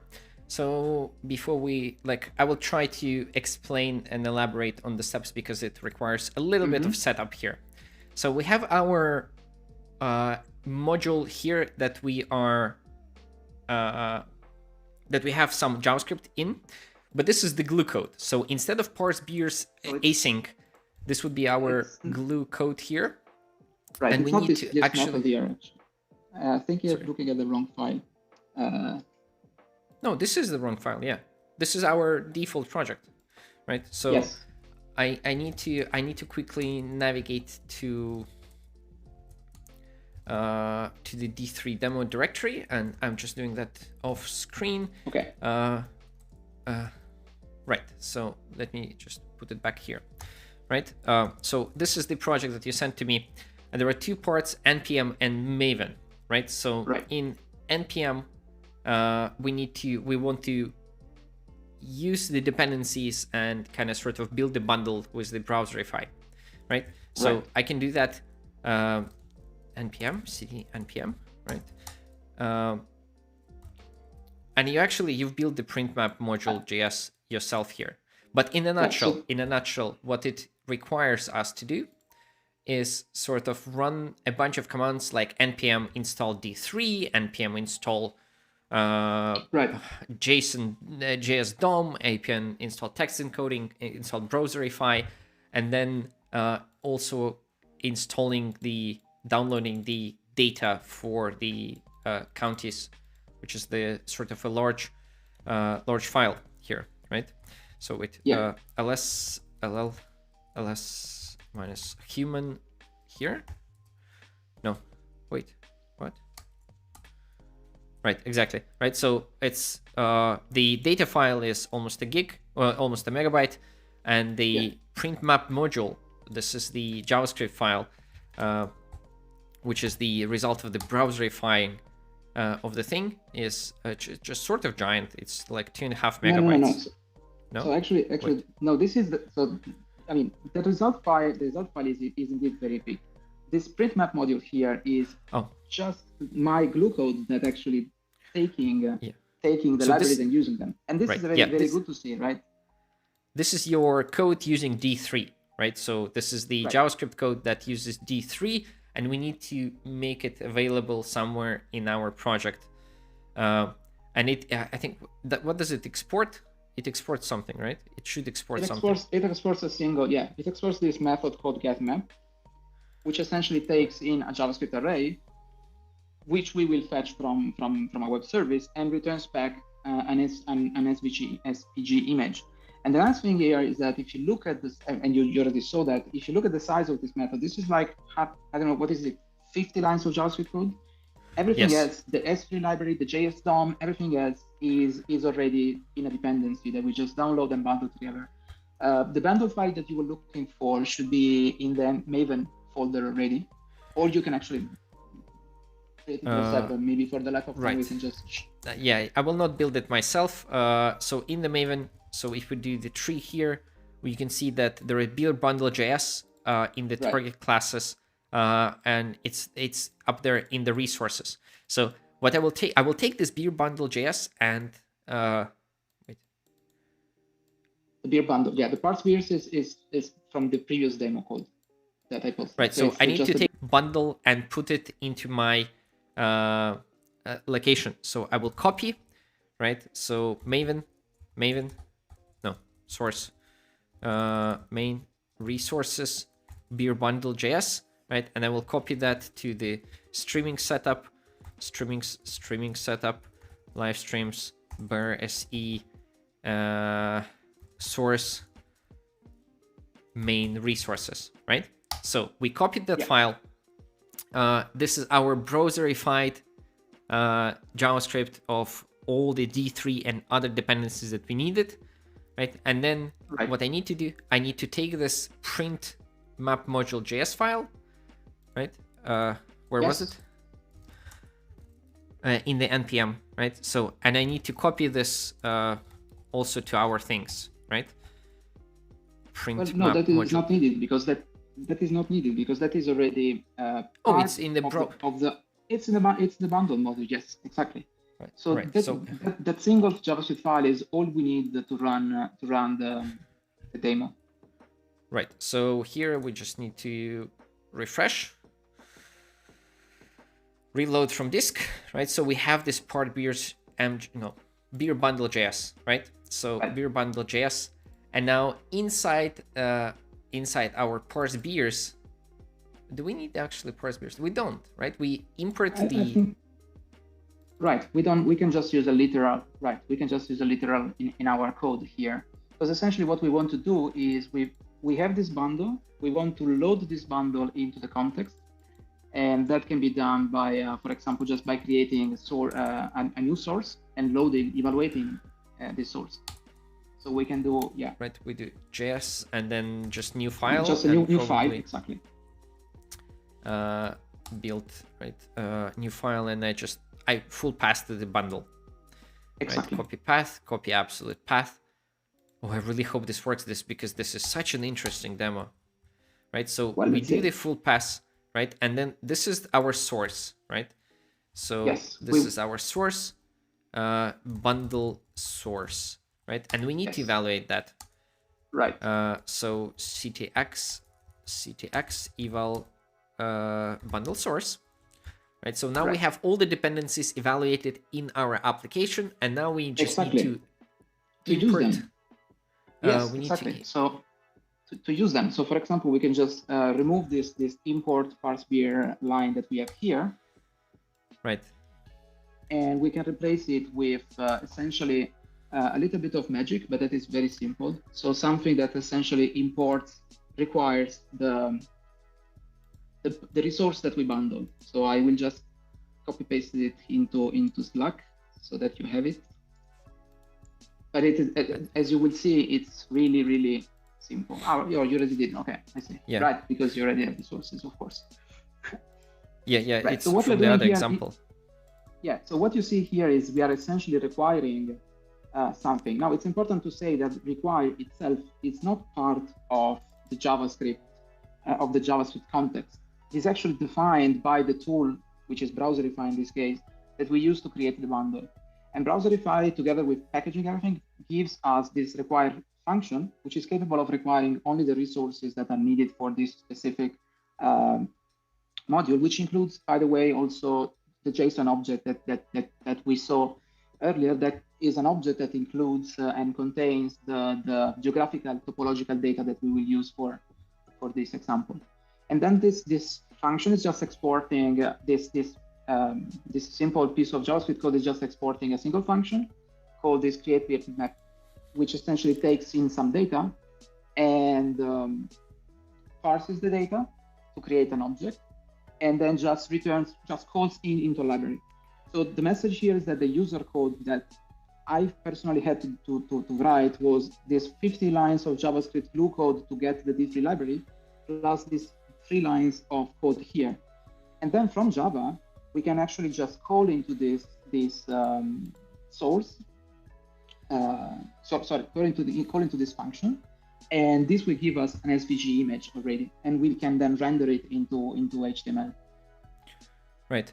So the last time we used the MJS here because it was a module and we needed to import. Yes. But here we don't do that, so we can just say like, oh, it's a JavaScript thing, yes. Right?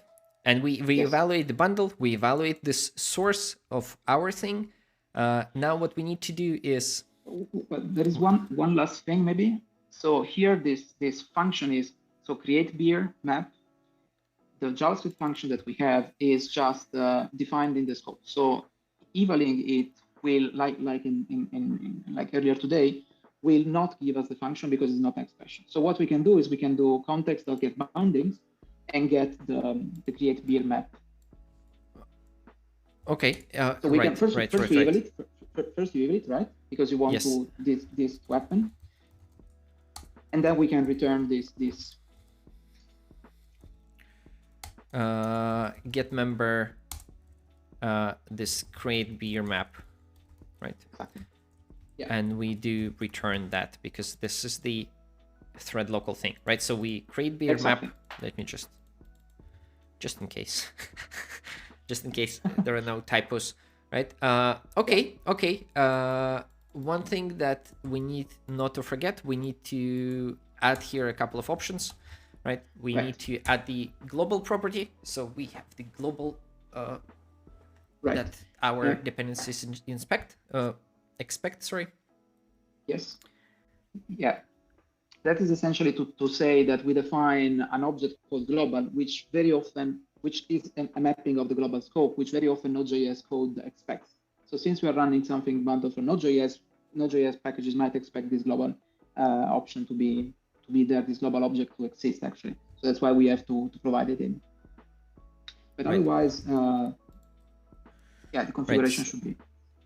The config is there. Now, what do we need to do with the code? So there's one simple thing that needs to be done here. We're gonna query another web service because we need the geographical data about beers, whereas this URL we are querying just give us names of beers. So essentially, there was another public website with names. That's exactly right. And here we're actually querying this other web service with this what argument, which is essentially the name of the thing we are looking for. And then with this we need to call into our module. This is not asynchronous. So our module that we could export an async function, but in the code above we were just exporting a normal function. So you can just do functions.get to get the function, and you just call it right away with the result coming from the exactly. So here I have my parse beers get execute with the result. Yes. Right. And this will give us the image if all goes well. And so then what we can do is we can essentially take this image and send it back to the client. Right. And so sort of in a very straightforward way, we just say set the headers, HTML, set the status. Very simple HTML, and here we will have the image, which is an SVG, so it should render nicely. And do we need? I don't think we need to try catch, right? We don't even need this. Exactly. And we don't need this, so we just need the very basic stuff. We create the client, we query the third-party API, we run it.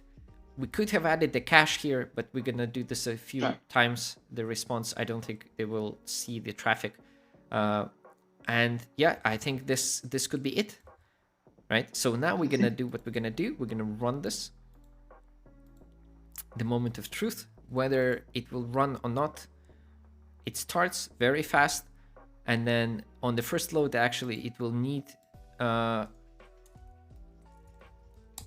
to think about a little bit, because when because there are actually it's still loading, because there are actually there we go, because there are actually many ports, but then in the end the result is there. And as you can see, there are two states in the US where a brewery is called Graal, which is an interesting fact per se. But besides besides that, what is actually going on here is that we are indeed querying an external web service that gives us all the names of breweries called. That's close to home, because I used to live in Massachusetts for a few years, and that's not far. Maybe I forgot a brewery open there. But anyways, so the interesting thing here is indeed that we are actually generating the image on the fly with data coming from another web service. And this is all done in our engine using an external library. So I think this shows pretty well the power of reusing existing libraries. Of course, you could do this in Java, and there are plenty of libraries in Java to do rendering of all sorts of images. And by the way, here we are just rendering an SVG, so a more efficient implementation could, for example, take the SVG, create maybe a bitmap, cache it, just return the cache value. So this is not very efficient, but it shows that this is actually I think this is absolutely perfect, right? What we did here, like, think for a moment here, and if you're watching this like later, think about what happened. We took the D3 visualization library from the JavaScript ecosystem, right? It depends on some other libraries in the JavaScript ecosystem, right? There were a couple of dependencies there. We fetched them with npm, right? We did npm install. Then we browserify them with a simple glue code, which is using those libraries from JavaScript, right? Yeah. And then we and by the way, all the of that. Code, yeah, sorry. And the glue code, I just copy pasted from the web. I am not a D3 library expert myself. So I just went to the public gallery of examples, and I just took the code to generate this US map, because I will not be able to print a US map in D3 myself. And this is the glue code exactly. All the code that you see here, I just copy pasted from the example we saw earlier. Right. So, and this is something that you're like a JavaScript developer or someone who is working with visualization would do. And then, but right. What we created the infrastructure to run that from the microservice written in Helidon, which our like Java backend experts know and love. I think this is a very, very interesting possibility. And as far as I know, this is one of the closest things to actually reusing the code in this polyglot. Like the value of polyglot, one of the values of polyglot is, we can reuse the code that we use in other ecosystems very efficiently. And this is a very neat example of doing that, where there is just a little bit of glue code, and there is the Java ecosystem provides the libraries like for networking, for concurrency, for handling the network requests, HTTP client, and so on. And JavaScript provides the libraries for what are excellent in JavaScript ecosystem. For D3 is a very popular resource, right? So we have another question in chat. When we choose JavaScript engine, is there a choice of running ES6 or before? I assume yes. Or maybe after as well. Right. That's a good question. We indeed have a lot of JavaScript specific configuration options, and one of these options allows you to specify the level of ECMA specification you want to have. So essentially the JavaScript version you want to run. By default, we run on the latest standard version. So now it's ECMA 2021. But it is an option to actually run the engine, for example, in ECMA 5 compatibility mode. That is possible, yes. There is a question from Gilles Bouden. How big is the beer bundle.js? That's pretty huge. I think it's in the order of 10 megabytes. Because if you ls all the node modules that we're importing here, might be not. So no, yeah. No, so no. The file. No, the file is the one we have in the resources folder in our Maven, right? It's 9 megabytes. Right. Which is, I think this is nothing. It's I would say it's a considerable amount of JavaScript code, because it's all JavaScript, but it can be more than that, of course. And again, it can be cached. The source itself can be shared across contexts. That's another thing that we mentioned earlier. So you can create multiple contexts, but you can share a single engine, which is the underlying runtime. So you don't, if you create, let's say, 1,000 contexts, you don't have to create 1,000 instances of this source file. It's enough to have one source file, share the context, share the engine, so the underlying GraalVM runtime, and then everything else will be. So also from an efficiency point of view, 9 megabytes of sources is probably something reasonable. And by the way, the way this package was bundled was just by calling the hello world browserify command, which does browserify.take this and create that. Using Webpack or other bundling tools, so one user has finer grain control over what gets included or not. Just to say that I'm not 100% sure that we are including all the required packages for the demo into that bundle. We are for sure including everything needed to run everything that D3 allows you to do, the entire D3 library. So maybe there are more efficient ways to do that. Yeah, but at the same time, this is on the back end, right? This is like you will probably run it in a microservice, and like 10 megabytes here and there probably is not life changing. For example, I would assume that downloading 10 megabytes of JavaScript code to the browser could be a larger architectural problem that requires like browser caches and all sorts of other problems and solutions. Yeah, that is one of the beauties of server-side rendering, right? Which is what we are doing here. So absolutely.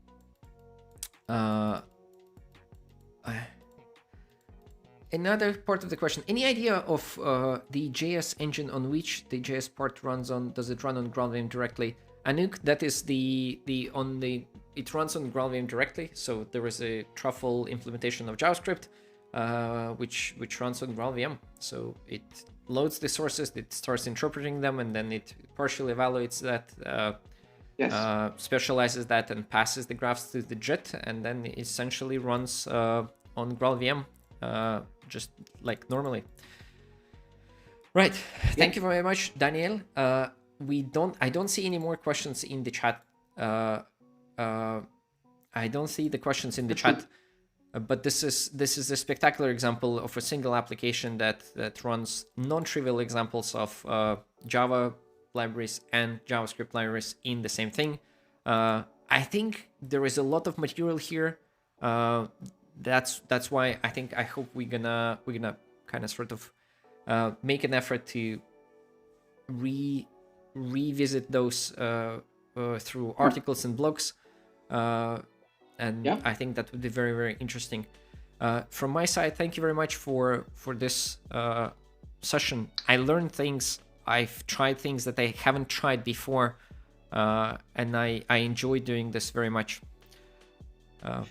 Well, thank you for hosting me, actually, and thanks in general for keeping this stream, very useful stream, up and running.